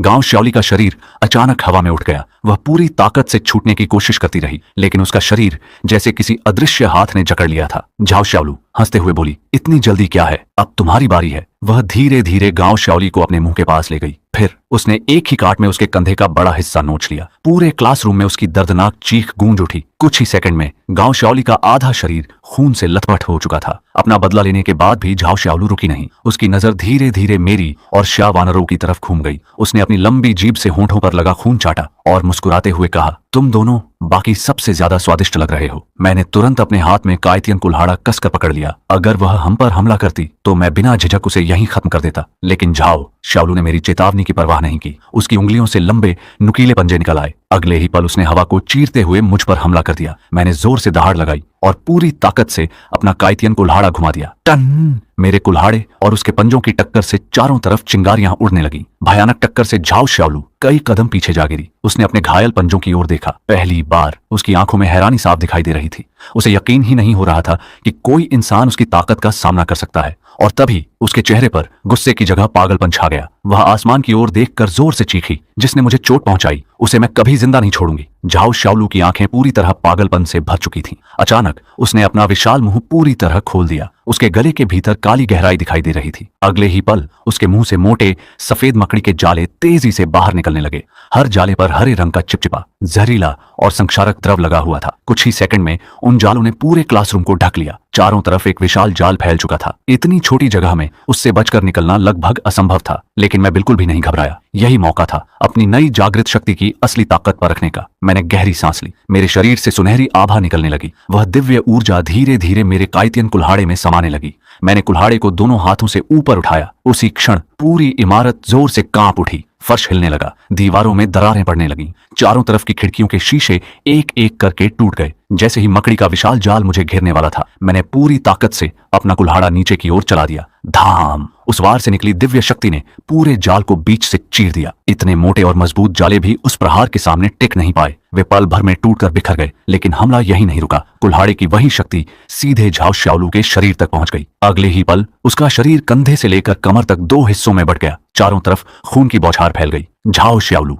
दर्द से चीख उठी। उसे पहली बार एहसास हुआ कि अगर वह यहीं रुकी तो उसकी मौत निश्चित है। मरने से पहले उसने अपनी बची हुई मानसिक शक्ति पूरी ताकत से छोड़ दी। एक अदृश्य मानसिक तरंग पूरे क्लासरूम में फैल गई। सामान्य छात्र तुरंत अपना सिर पकड़कर जमीन पर गिर पड़े। तेज दर्द से वे तड़पने लगे। मैं भी एक पल के लिए उस मानसिक हमले से प्रभावित हुआ। आखिरकार यह पहली बार था जब मैं किसी मानसिक शक्ति वाले दुश्मन का सामना कर रहा था। उसी समय झाओ श्याओलू द्वारा छोड़ी गई मानसिक तरंग बाहर मौजूद सभी राक्षसों तक पहुंच गई। अगले ही पल गलियारे से दर्जनों राक्षस गरजते हुए क्लासरूम की ओर दौड़ पड़े। उनकी आंखों में सिर्फ एक ही लक्ष्य था, मुझे मार डालना। जैसे ही बाहर के राक्षस मेरी ओर झपटे, श्यावानरो की आंखें ठंडी हो गईं। वह तुरंत मेरे सामने आकर खड़ी हो गई। उसने दृढ़ स्वर में कहा, मैं किसी को भी श्याओजे को नुकसान नहीं पहुंचाने दूंगी। अगले ही पल उसने अपने हाथ में मौजूद छिंगलिंग तलवार को मजबूती से थाम लिया। तलवार पर नीली बिजली चमकने लगी। फिर उसने अपनी दिव्य शक्ति सक्रिय कर दी। बिश्याओ दिव्य वज्र, एक के बाद एक विशाल बिजली की धाराएं सांपों की तरह राक्षसों की ओर टूट पड़ी। हर तरफ गरज की आवाज गूंज उठी। बिजली गिरते ही कई राक्षस वहीं जलकर राख हो गए। लेकिन श्यावानरो यही नहीं रुकी। वह बिजली की गति से उनके बीच पहुंच गई। उसकी तलवार हर वार के साथ एक नई जान ले रही थी। उसके सामने वे भयानक राक्षस भी सब्जियों की तरह कटते जा रहे थे। कुछ ही क्षणों में पूरा गलियारा राक्षसों की लाशों से भर गया। अब वहां एक भी जीवित राक्षस नहीं बचा था। उधर गंभीर रूप से घायल झाओ श्याओलू ने न जाने कहां से आखिरी ताकत जुटाई। वह फिर से मेरी ओर झपटी। उसी समय मेरे शरीर से दो धाराएं रहस्यमयी काले और पीले दिव्य प्रकाश की बाहर निकली। यही मेरी दूसरी जन्मजात शक्ति थी। उस शक्ति ने झाओ श्याओलू के मानसिक नियंत्रण को पल भर में नष्ट कर दिया। मेरी चेतना पूरी तरह लौट आई, बल्कि पहले से भी अधिक स्पष्ट और शक्तिशाली हो गई। झाओ श्याओलू अविश्वास से मेरी ओर देखने लगी। उसे यकीन नहीं हो रहा था कि उसकी मानसिक शक्ति मेरे ऊपर लगभग बेअसर थी। मैं हल्का सा मुस्कुराया। बिना कुछ कहे मैंने अपनी सारी शक्ति काइतियन कुल्हाड़े में समाहित कर दी। अगले ही क्षण मैं बिजली की तरह उसकी ओर लपका। एक सुनहरी चमक हवा में लहराई। छन्न पहले से दो हिस्सों में बंटी झाओ श्याओलू का बचा हुआ शरीर भी उसी वार में पूरी तरह चकनाचूर हो गया। उसका शरीर अनगिनत मांस के टुकड़ों और खून की बारिश में बदल गया। पूरा क्लासरूम फिर से खामोश हो गया। जो छात्र अभी तक जिंदा थे वे सब स्तब्ध होकर मुझे और श्यावानरो को देखते रह गए। उन्हें अब समझ आ चुका था कि इस प्रलय में अगर उन्हें जिंदा रहना है तो उन्हें हमारे साथ ही रहना होगा। झाओ श्याओलू के मरते ही जहां उसका शरीर गिरा था वहां एक सफेद रंग का चमकता हुआ क्रिस्टल दिखाई दिया। उसे देखते ही मैं समझ गया यह एक निम्न स्तर का स्पिरिट क्रिस्टल लिंगजिंग था। ऐसे क्रिस्टल किसी जागृत व्यक्ति की शक्ति बढ़ाने के लिए बेहद कीमती होते हैं। उसी समय हवा में दो काली धुएं जैसी परछाइयां उभरने लगीं। वे झाओ श्याओलू की मृत्यु से पैदा हुई गहरी घृणा और प्रतिशोध की भावना थी। एक कराहती हुई आवाज पूरे कमरे में गूंज उठी, मैं तुम सबसे नफरत करती हूँ, तुम सब नरक में जाओ। इतना कहकर वे दोनों काली परछाइयां खिड़की से बाहर निकल गईं और धीरे धीरे हवा में विलीन हो गईं। मैंने अपना काइतियन कुल्हाड़ा वापस समेट लिया और हल्की सांस छोड़ी। तभी श्यावानरो घबराकर मेरे पास दौड़ी आई। उसने मेरा हाथ कसकर पकड़ लिया और चिंतित होकर बोली, श्याओजे आपको कहीं चोट तो नहीं लगी? वह मेरे पूरे शरीर को ध्यान से देखने लगी। अभी कुछ देर पहले जब मैं मानसिक नियंत्रण में फंस गया था तब उसका दिल मानो गले तक आ गया था। मैं मुस्कुराया और उसके सिर पर प्यार से हाथ फेरते हुए कहा, चिंता मत करो, मैं बिल्कुल ठीक हूं। वह आज भी पिछले जन्म की तरह मेरी सबसे बड़ी चिंता करती थी। मैंने उसे शांत किया और फिर जमीन पर पड़े उस सफेद क्रिस्टल को उठा लिया। क्रिस्टल के भीतर हल्की लाल चमक दिखाई दे रही थी। मैंने उसे अपनी हथेली में कसकर पकड़ लिया, फिर मन ही मन उसकी ऊर्जा को अवशोषित करना शुरू किया। कुछ ही क्षणों में क्रिस्टल की सफेद रोशनी मेरे शरीर में समाने लगी। मेरे पूरे शरीर की हर कोशिका जैसे नई ऊर्जा से भर गई। एक जबरदस्त शक्ति मेरे अंदर उमड़ने लगी। मेरी आभा पहले से कहीं अधिक प्रबल हो गई। सिर्फ एक निम्न स्तर के स्पिरिट क्रिस्टल ने ही मेरी शक्ति को सीधे दूसरे स्तर के चरम सेकंड ऑर्डर पीक अवेकनर तक पहुंचा दिया। मेरी हुंदुन शुआन हुआंग बॉडी प्रतिभा की वजह से मैं सामान्य जागृत लोगों की तुलना में स्पिरिट क्रिस्टल से कहीं अधिक शक्ति प्राप्त कर सकता था। जहां दूसरे लोग एक क्रिस्टल से मुश्किल से दूसरे स्तर की शुरुआत तक पहुंचते, वहीं मैं सीधे दूसरे स्तर के शिखर पर पहुंच गया। चारों ओर बिखरे खून और राक्षसों की लाशों को देखकर श्यावानरो कुछ पल के लिए चुप हो गई। फिर उसने धीरे से मेरा हाथ पकड़ते हुए पूछा, अब हम क्या करेंगे? उसकी आवाज में डर कम था लेकिन भविष्य को लेकर चिंता जरूर थी। मैंने गंभीर स्वर में कहा, यह तो बस शुरुआत है। अब से दुनिया पूरी तरह बदल चुकी है। जागृत लोग जितने शक्तिशाली होंगे उतने ही राक्षसों के निशाने पर भी रहेंगे और जैसे जैसे समय बीतेगा ये राक्षस इंसानों और एक दूसरे को खाकर लगातार विकसित होते रहेंगे। अगर हमें जिंदा रहना है तो हमें भी लगातार अपनी ताकत बढ़ानी होगी। मेरी बातें सुनकर श्यावानरो ने हल्के से सिर हिलाया। उसे ताकत बढ़ाने के तरीकों की ज्यादा जानकारी नहीं थी लेकिन उसे एक बात अच्छी तरह पता थी, जब तक वह जिंदा है वह मेरी रक्षा के लिए अपनी जान भी दे देगी।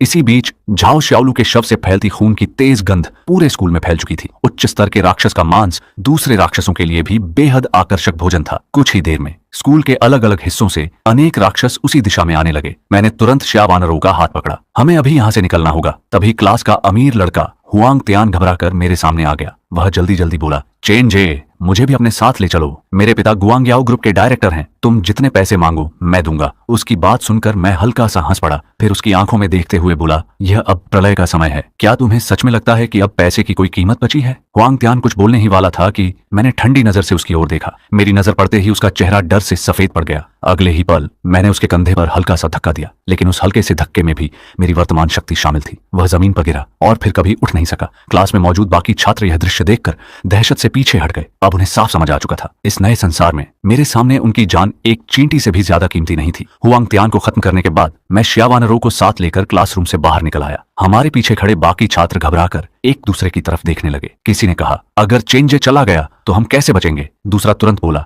हमें उसके पीछे जाना होगा, सिर्फ वही हमें जिंदा रख सकता है। कुछ देर की चर्चा के बाद उन्होंने क्लासरूम से टूटे हुए मेज के पाए और झाड़ू के डंडे उठा लिए। फिर सभी सावधानी से हमारे पीछे चल पड़े। मुझे उनके पीछे आने का एहसास हो गया था, लेकिन मैंने उन्हें रोका नहीं। आखिर वे मेरे पुराने सहपाठी थे। जब तक वे मेरे लिए बोझ नहीं बनते, मैं उन्हें साथ चलने दे सकता था। इसके अलावा इतने सारे लोगों की मौजूदगी से ज्यादा राक्षस हमारी तरफ आकर्षित होंगे, और मेरे लिए ज्यादा राक्षसों का मतलब था ज्यादा लड़ाइयां और तेजी से ताकत बढ़ाने का मौका। रास्ते में आने वाले कुछ राक्षसों को खत्म करने के बाद हम स्कूल की सुविधा दुकान कन्वीनियंस स्टोर तक पहुंच गए।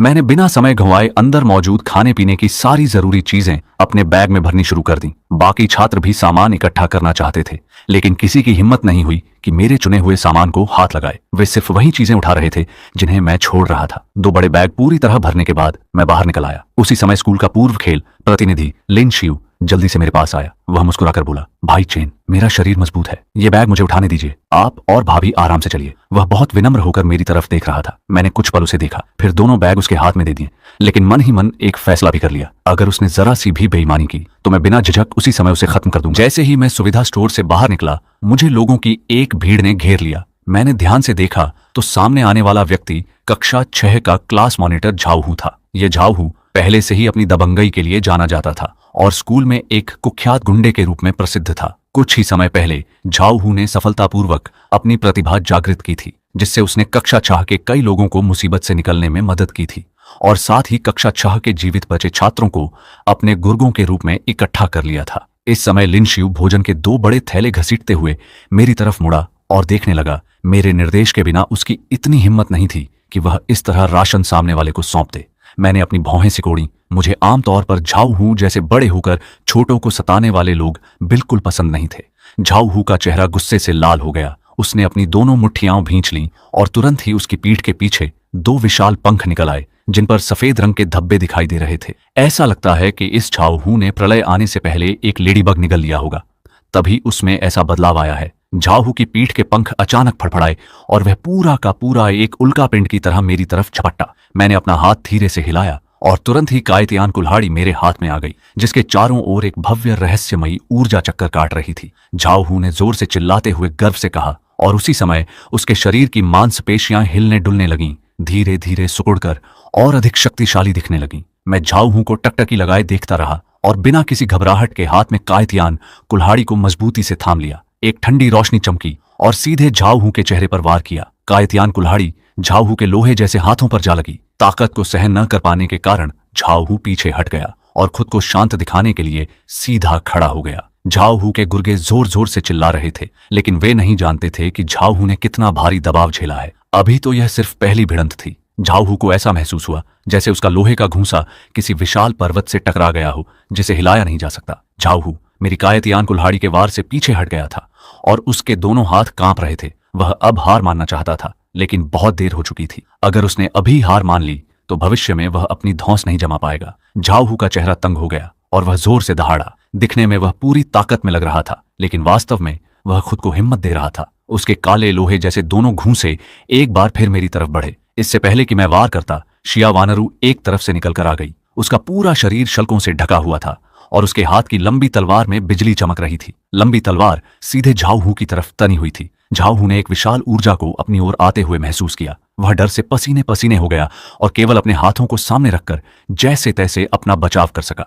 शिया वानरू की लंबी तलवार झाऊ के सख्त हाथों पर लगी। इस बार का हमला बेहद सटीक और तेज था और इसमें बिजली भी शामिल थी, जिसने सीधे झाऊ के दोनों हाथों को जलाकर लाल कर दिया। झाऊ के गुर्गे बीच बचाव करने के लिए आगे बढ़े, लेकिन शिया वानरू ने उन्हें सिर्फ एक तिरछी नजर से देखा और वे गुर्गे डर कर झाऊ के पीछे छिप गए। मैं शिया वानरू के आगे आकर खड़ा हो गया। मैं वास्तव में अपनी प्रतिभा का परीक्षण करना चाहता था कि दूसरी श्रेणी के शिखर पर अपग्रेड होने के बाद इसकी मार्क क्षमता कितनी बढ़ गई है। शिया वानरू ने चिंता से आवाज दी। जब उसने मुझे इतनी दृढ़ता से आगे खड़े देखा तो उसने और कुछ नहीं कहा। वह मेरी रक्षा करने के लिए तैयार थी, लेकिन मैं जो कुछ भी करना चाहता था वह निश्चित रूप से उसमें दखल नहीं देती। चूंकि मैं अकेले सामना करना चाहता था, इसीलिए वह पीछे खड़ी होकर ध्यान से देखने लगी। 2 बार पीछे धकेले जाने के बाद भी झाऊ का आत्मविश्वास कम नहीं हुआ था। उसकी पीठ के नरम पंख तेजी से फड़फड़ाए। झाऊ ने अपनी गति को चरम सीमा तक बढ़ा दिया और एक धमाके के साथ मेरी तरफ बढ़ा। लेडी बग की प्रतिभा के सहारे उसका शरीर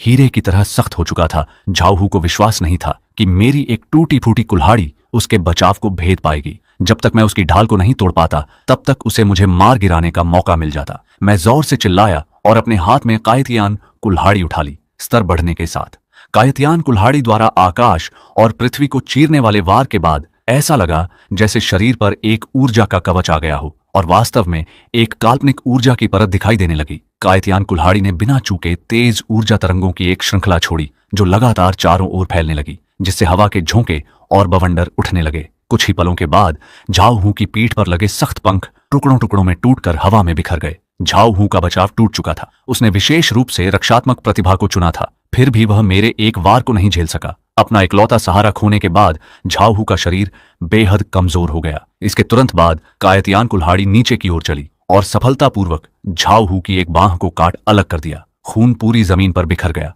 झाऊ के गुर्गे उसके पीछे थे, कुछ उसका समर्थन कर रहे थे तो कुछ मेरे सामने घुटने टेकने के लिए तैयार थे। झाऊ दर्द से अपने जख्म को दबाए हुए मुझसे भीख मांग रहा था। जीवित रहने के लिए वह अपना सारा सम्मान छोड़ने को तैयार था। मैं कायतियान कुल्हाड़ी लेकर कदम दर कदम झाऊ की ओर बढ़ने लगा। झाऊ को छोड़ना असंभव था। प्रलय के समय अपने लिए दुश्मन छोड़ना कोई अच्छी आदत नहीं है। जैसे जैसे मैं करीब आ रहा था, झाऊ के चेहरे पर खौफ अपनी चरम सीमा पर पहुंच गया। झाऊ जीवन और मृत्यु के फेर में था। मेरी कायतियान कुल्हाड़ी के कान नहीं थे जो उसकी सुनते। फिर एक हल्के से झटके के साथ झाऊ का सिर धड़ से अलग कर दिया। झाऊ के साथ आए वे गुर्गे हक्के बक्के रह गए और अविश्वास के साथ अपनी आंखों के सामने इस दृश्य को देखने लगे। जिस बॉस के भरोसे वे थे, उसे एक ही वार में मार दिया गया था। हालांकि वे केवल छात्र थे और झाऊ के प्रति उनकी वफादारी वैसी नहीं थी जैसी सोची गई थी। इस इंसानों को खाने वाले प्रलय में किसके साथ रहना है, इससे क्या फर्क पड़ता है। इसीलिए कुल 5-6 लोगों की टीम ने तुरंत मेरे सामने घुटने टेक दिए। इन छात्रों ने अपनी जान बचाने के लिए वह सारी चतुराई लगा दी जो वे आमतौर पर सीखते थे। मैंने ज्यादा कुछ नहीं कहा, बस अपना सिर हिला दिया। मुझे परवाह नहीं थी कि ये लोग मेरे पीछे आते हैं या नहीं। जब तक वे पीछे आना चाहते थे, उन्हें आने दिया। अच्छा होगा कि वे मेरे लिए और अधिक राक्षसों को आकर्षित कर सकें। अगर बाद के चरणों में स्थिति स्थिर हो गई तो उनके साथ अपनी खुद की शक्ति का निर्माण करना कोई बुरा विचार नहीं था। एक चतुर छात्र ने मेरी प्रतिक्रिया देखकर बार बार धन्यवाद दिया और फिर चुपचाप पुरानी कक्षा 3 के छात्रों के पीछे जाकर छिप गया। बाकी लोग भी उसके पीछे हो लिए। इस तरह मुझे 5-6 और गुर्गे मिल गए। झाऊ को मारने के बाद मैं उसकी लाश को पलटने के लिए आगे बढ़ा। जैसा कि उम्मीद थी, इस तरह के जागृत के शरीर में मिलने वाला आध्यात्मिक क्रिस्टल केवल निम्न श्रेणी का था, लेकिन मक्खी का मांस चाहे कितना भी छोटा हो, होता तो मांस ही है। मैंने आसानी से क्रिस्टल उठा लिया और अपने मन के विचार से उसे अपने शरीर के भीतर सोख लिया। दुर्भाग्य से इससे मिलने वाली ऊर्जा बहुत कम थी, यहां तक कि वह उसकी दूसरी श्रेणी के शिखर के स्तर को केवल थोड़ा सा ही हिला सकी। तुम जो नए आए हो, तुम्हें सुविधा स्टोर का सामान इकट्ठा करने के लिए 3 मिनट मिलते हैं। अगला लक्ष्य शहर का अस्पताल है। मैंने अपने पीछे सुविधा स्टोर की ओर इशारा करते हुए ठंडे स्वर में कहा। शहर का अस्पताल, अगर मुझे सही से याद है तो वहां शुरुआती चरणों का एक बॉस होगा। अपनी ताकत को तेजी से बढ़ाने के लिए अभी भी लगातार मजबूत राक्षसों को चुनौती देनी होगी। जहां तक इस समूह की बात है, उन्हें साथ रखने से रास्ते में राक्षसों को आकर्षित करने में आसानी होगी। शुरुआती बॉस से निपटने के लिए चाहे जागृत प्रतिभा कितनी भी उच्च क्यों न हो, कम से कम तीसरी श्रेणी के आसपास की ताकत की आवश्यकता होती है। नए आए कुछ छात्रों ने माफी मांगी और तेजी से सुविधा स्टोर के अंदर दौड़ पड़े। भूखे भेड़ियों की तरह उन्होंने लूटपाट शुरू कर दी। 3 मिनट बाद मैं इस छोटे से समूह को लेकर शहर के अस्पताल की ओर चल पड़ा। इस समय आसमान में केवल एक लाल रंग का खूनी चांद लटका हुआ था। लेकिन रोशनी इतनी पर्याप्त थी कि इंसान बाहर का नजारा देख सके। राजमार्ग पहले से ही अस्त व्यस्त था। हर तरह की टूटी फूटी गाड़ियां रास्ते में फंसी हुई थीं। कभी कभार कुछ राक्षसों को इंसानों के पीछे भागते हुए देखा जा सकता था, लेकिन देखने पर वे सभी सामान्य राक्षस थे। मैंने कोई कदम नहीं उठाया। प्रलय में दूसरों के फटे में टांग अड़ाना कभी भी एक अच्छी आदत नहीं रही है। सड़क के किनारे गगनचुंबी इमारतों पर लगी स्क्रीनें चमक रही थीं और विकृत राक्षसों के आने की खबरें प्रसारित कर रही थीं। बहुत समय नहीं हुआ था जब इसने लॉन्ग गुओ के उच्च अधिकारियों को चौंका दिया था।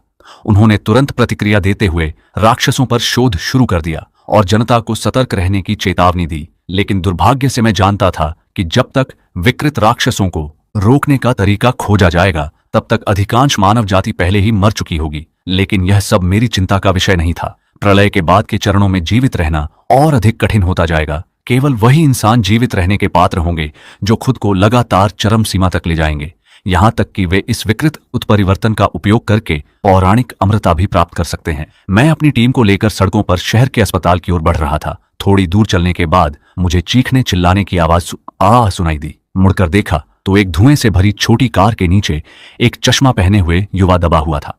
इस व्यक्ति का चेहरा दर्द से विकृत और बेहद डरावना था। सभी को देखकर उसने पूरी ताकत से मदद के लिए गुहार लगाई। हमारी टीम के लोग एक दूसरे का मुंह ताकने लगे। किसी की हिलने की हिम्मत नहीं हुई। अगर पुराना समय होता तो उनमें से कोई दयालु व्यक्ति मदद के लिए हाथ बढ़ा देता, लेकिन अब प्रलय का समय है। दयालुता उन्हें नहीं बचा सकती। मेरी बात मानने में ही जीवन की एकमात्र उम्मीद थी। हालांकि मैं केवल उदासीनता से उस व्यक्ति का नाटक देख रहा था। अचानक उस दर्द से तड़पते हुए व्यक्ति का चेहरा पूरी तरह बदल गया। वह हम सब पर दहाड़ने लगा और तुरंत ही उसका शरीर बदलने लगा। उसने देखा कि उसकी सामान्य आंखें तीखी होने लगीं और पूरी तरह लाल हो गईं। उसके सामान्य हाथों पर भी डरावने नीले हरे रंग के शल्क उगने लगे। उंगलियों से धीरे धीरे नुकीले पंजे बाहर आ गए और उसका सिर अंततः एक भयानक छिपकली के सिर में बदल गया। यह छिपकली की दिशा में बदला हुआ एक छिपकली राक्षस था। केवल उसकी आभा से अंदाजा लगाकर मुझे लगा कि यह पिछले झाऊ श्यालू से कहीं अधिक मजबूत था। छिपकली राक्षस ने लालच से सभी को देखा और एक डरावनी हंसी हंसी, जैसे कि अगले ही पल वह वहां मौजूद सभी लोगों को एक एक करके निगल जाएगा। सामान पीठ पर लादे हुए लिन शियू ने उत्सुकता से सवाल किया। मेरे साथ रहने के कारण वह इस तरह के दृश्यों को देखकर दूसरों की तुलना में कहीं अधिक शांत था। मेरा अनुमान था कि यह छिपकली राक्षस इंसानों की नकल करने में सक्षम होना चाहिए और उस रूप में बदल सकता है जिसमें वह बदलना चाहता है। यह प्रतिभा अगर घात लगाकर हमला करने में इस्तेमाल की जाए तो ठीक है, लेकिन आमने सामने की लड़ाई में उसे कोई फायदा नहीं मिलेगा। यह देखकर कि हम लोग अभी भी बिना किसी घबराहट के उसकी प्रतिभा के बारे में चर्चा कर रहे हैं, छिपकली राक्षस को लगा जैसे उसे उकसाया गया हो। ये लोग उससे बिल्कुल नहीं डर रहे थे। उसे लगा कि उसकी दूसरी श्रेणी के शिखर के राक्षस होने की स्थिति का अपमान हुआ है। छिपकली राक्षस का चेहरा हिंसक हो गया। उसने अपने दाहिने हाथ के एक झटके से पास की गाड़ी को उड़ा दिया और फिर अपने नुकीले पंजों से जमीन को पकड़ते हुए बेहद तेज गति से हमारी ओर बढ़ा। उसने सबसे पहले कोमल त्वचा वाली शिया वानरू को चुना। ऐसी खूबसूरत महिला का स्वाद सबसे अच्छा होता। शिया वानरू ने महसूस किया कि छिपकली राक्षस उसकी तरफ आ रहा है। वह जोर से चिल्लाई। शिया वानरू ने अपने मिमिक कॉम्बैट स्पिरिट को बुलाया। कहते ही उसकी गहरे हरे रंग की पूंछ शिया वानरू की दिशा में तेजी से घूमी। इससे पहले कि छिपकली राक्षस का हमला शिया वानरू को छू पाता, बिजली चमकी और शिया वानरू अपनी जगह से गायब हो गई। छिपकली की विशाल पूंछ पास की एक जीप कार से टकराई और कार के तुरंत पर खच्चे उड़ गए। भले ही शिया वानरू ने अभी अभी अपनी अलौकिक शक्ति को जागृत किया था, लेकिन स्कूल में हुई मारकाट से गुजरने के बाद अब उसकी प्रतिक्रिया बहुत तेज हो चुकी थी। शिया वानरू ने अपनी लंबी तलवार आसमान की तरफ उठाई। उसकी आवाज बंद होते ही शिया वानरू द्वारा श्याओ यू पुकारी जाने वाली उसकी मिमिक कॉम्बैट स्पिरिट ने अपने पूरे शरीर को हिलाया और बिजली की तरह चमकते हुए छिपकली राक्षस को कसकर जकड़ लिया। छिपकली राक्षस अपने दांत भींचकर लगातार अपने शरीर को छुड़ाने के लिए छटपटाने लगा, लेकिन वह पहले ही दूसरी श्रेणी में पहुंच चुकी थी और A+ ग्रेड की मिमिक कॉम्बैट स्पिरिट थी। क्या उसे एक छोटा सा छिपकली राक्षस इतनी आसानी से छोड़ पाता? शिया वानरू ने अपनी दैवीय गड़गड़ाहट प्रतिभा कौशल को सक्रिय किया। आसमान से घने वज्रपात नीचे गिरने लगे और मूल्यवान तलवार की धार से जुड़ गए। इसके बाद शिया वानरू ने अपनी कलाई घुमाई और लंबी तलवार भयानक आकाशीय बिजली को समेटे हुए छिपकली राक्षस को मारने के लिए आगे बढ़ी। छिपकली राक्षस ने डर के मारे आंखें फाड़कर देखा कि उसके सामने बिजली आने वाली है। उसने इस जगह पर छिपकर रहने के दौरान कई जागृत लोगों का सामना किया था, लेकिन उन सभी को उसने आसानी से संभाल लिया और निगल गया था।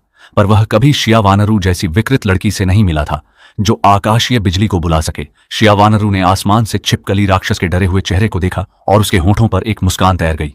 यह सब चेंजी भाई की बदौलत था, जिन्होंने प्रलय आने से पहले उसे झू ये किंग खिलाया था। इसके तुरंत बाद लंबी तलवार छिपकली राक्षस के शरीर पर भारी दबाव के साथ लगी। लंबी तलवार और छिपकली राक्षस के बीच से एक तीव्र सफेद रोशनी निकली। कुछ पलों के बाद सफेद रोशनी गायब हो गई। शियावानरू ने तलवार को मजबूती से थामे रखा और सीधे आगे देखती रही।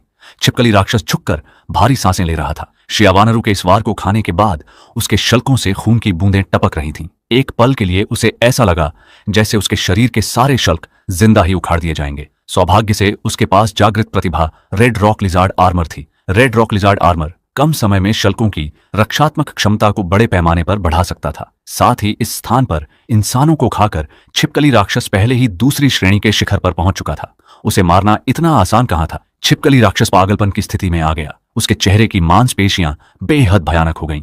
एक गहरे काले रंग की शिकायत उसके शरीर के चारों ओर मंडराने लगी। इस पागलपन के कारण उसके शरीर की मांसपेशियां भी सूजकर बड़ी होने लगीं। कुछ ही सेकंड में छिपकली राक्षस पहले से एक घेरा बड़ा हो गया। उसकी खून जैसी लाल आंखें शियावानरू को देख रही थीं, जो पूरी तरह नफरत से भरी थीं। छोटे गुर्गे को शियावानरू पर पूरा भरोसा था, लेकिन केवल मैंने देखा कि पिछले वार के बाद शियावानरू के पास अब ज्यादा ताकत नहीं बची थी। उसके पास अभी भी युद्ध के अनुभव की बहुत कमी थी। उसने एक ही बार में अपना सबसे मजबूत घातक वार इस्तेमाल कर लिया था। उसे लगा था कि एक ही वार में काम तमाम हो जाएगा, लेकिन उसने यह नहीं सोचा था कि सामने वाले का स्तर उससे कुछ दर्जे ऊपर था और उसके पास रक्षात्मक प्रतिभा भी थी। इस हमले से न केवल सामने वाला मरा, बल्कि उसने खुद को एक निष्क्रिय स्थिति में डाल लिया था। छिपकली राक्षस के पास गजब की रिकवरी क्षमता थी। केवल एक छोटी सी सांस लेने के बाद उसकी शारीरिक ताकत आधी वापस आ गई थी। शियावानरू ने भी हार नहीं मानी और अपनी अलौकिक शक्ति बादलों को पलटना और बारिश लाना को फिर से सक्रिय किया। उसके पैरों के नीचे सफेद बादलों का एक झुंड पैदा हुआ, जिसने उसे सीधे ऊपर उठा दिया और वह बेहद तेज गति से छिपकली राक्षस की तरफ झपटी। इस बार का हमला पिछले हमले की तुलना में काफी कमजोर था। छिपकली राक्षस ने ठंडी सांस ली और अपने दोनों पैरों से बेहद तेज गति से छलांग लगाई। केवल एक पल में वह शियावानरू के सामने आ गया। शियावानरू ने देखा कि नुकीले पंजे उसे पकड़ने ही वाले हैं, इसलिए उसे अपनी तलवार को आड़ा रखकर बचाव करना पड़ा। शियावानरू को जोर से पीछे धकेल दिया गया। उसके पैर जमीन पर काफी दूर तक घिसटते चले गए और वह बमुश्किल रुक सकी। यह देखकर कि शियावानरू छिपकली राक्षस को रोकने में असमर्थ है, वह उत्साह से चिल्लाते हुए शियावानरू की तरफ बढ़ा। मेरी भारी आवाज गूंजी और उसी समय कायतियान कुल्हाड़ी बाहर निकली, जो सीधे छिपकली राक्षस के आगे बढ़ने के रास्ते पर जा लगी। असल में मैं लगातार लड़ाई देख रहा था और शियावानरू को व्यावहारिक युद्ध का एक मौका देना चाहता था, लेकिन अब जब शियावानरू कमजोर पड़ रही थी तो मुझे कदम उठाना ही पड़ा। छिपकली राक्षस गुस्से में दहाड़ा। उसने देखा कि मेरे शरीर से कोई बहुत मजबूत ऊर्जा तरंगें नहीं निकल रही थीं, इसलिए उसने मुझे सीधे एक साधारण जागृत व्यक्ति समझ लिया। मैंने धीरे से उत्तर दिया और फिर रहस्यमयी पीले काले रंग की आभा की लहरें उठीं, जिसने मेरे शरीर को चारों ओर से घेर लिया और मेरी आभा भी लगातार ऊपर चढ़ने लगी। छिपकली राक्षस ने महसूस किया कि मेरी आभा उसके बराबर थी, जिससे उसका दिल दहल गया। मैंने कायतियान कुल्हाड़ी थामी और बेहद तेज गति से छिपकली राक्षस के करीब पहुंच गया। बिना कुछ कहे एक ही कुल्हाड़ी से सीधे उसके सिर पर वार किया। एक शक्तिशाली ऊर्जा तरंग ने छिपकली राक्षस पर ऐसा दबाव डाला कि वह हिल भी नहीं सका। छिपकली राक्षस के दहाड़ने के साथ ही उसने फिर से अपनी रक्षात्मक प्रतिभा रेड रॉक लिजार्ड आर्मर को सक्रिय किया, लेकिन दुर्भाग्य से मेरी कुल्हाड़ी एस ग्रेड की थी और मेरा स्तर भी दूसरी श्रेणी के शिखर पर था। इस कुल्हाड़ी की ताकत शियावानरू के बिजली वाले वार से कहीं अधिक शक्तिशाली थी। कुल्हाड़ी तेजी से नीचे आई।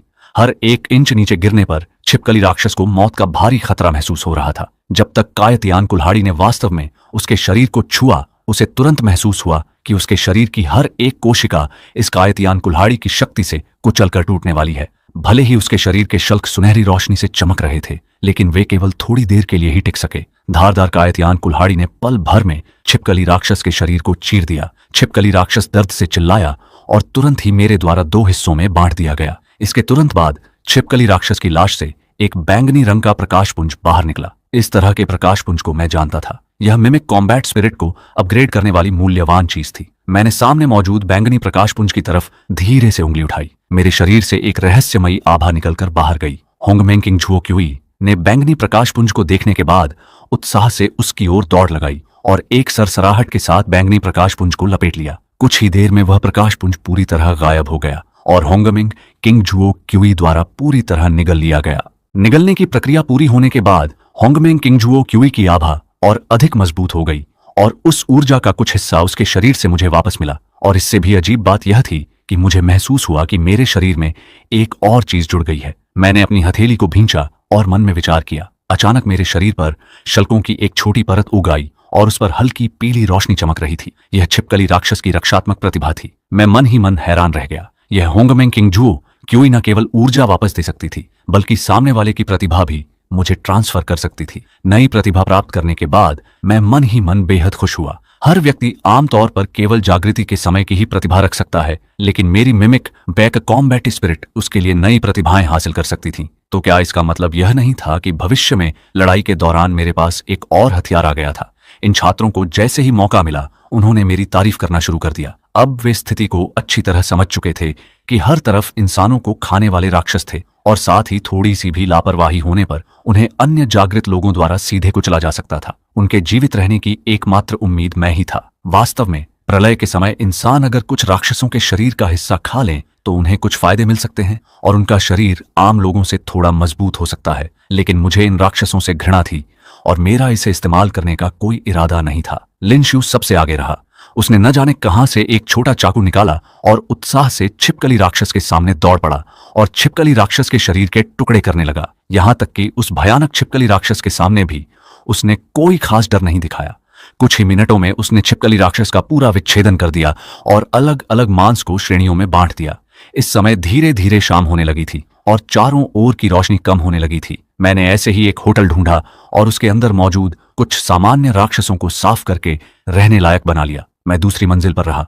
बाकी छात्र अपनी व्यक्तिगत सुरक्षा के लिए दूसरी मंजिल के गलियारे के बाहर फर्श पर लेटना पसंद कर रहे थे, लेकिन किसी और मंजिल पर जाने को तैयार नहीं थे। जैसे ही मैं कमरे के अंदर गया, मुझे खिड़की के बाहर से हथियारों की आवाज सुनाई दी। खिड़की का पर्दा हटाकर दूर देखने पर एक सशस्त्र टीम मशीन गन से लगातार उन राक्षसों पर गोलियां बरसा रही थी जो उनकी तरफ बढ़ रहे थे।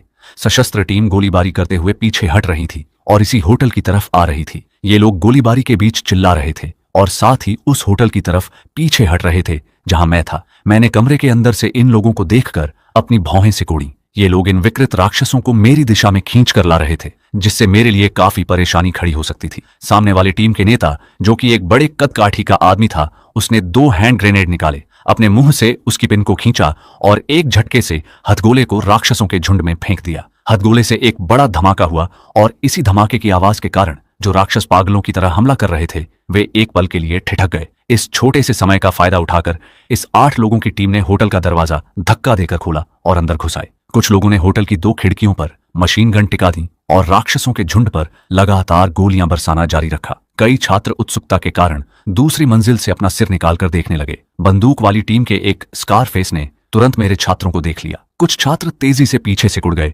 लेकिन वे पहले ही देखे जा चुके थे। ओल्ड 8, दूसरी मंजिल पर जाकर देखो। घेराबंदी करने वाले नेता ने पास खड़े एक नाटे मोटे आदमी की पीठ थपथपाई, जबकि वह खुद राक्षसों को रोकना जारी रख रहा था।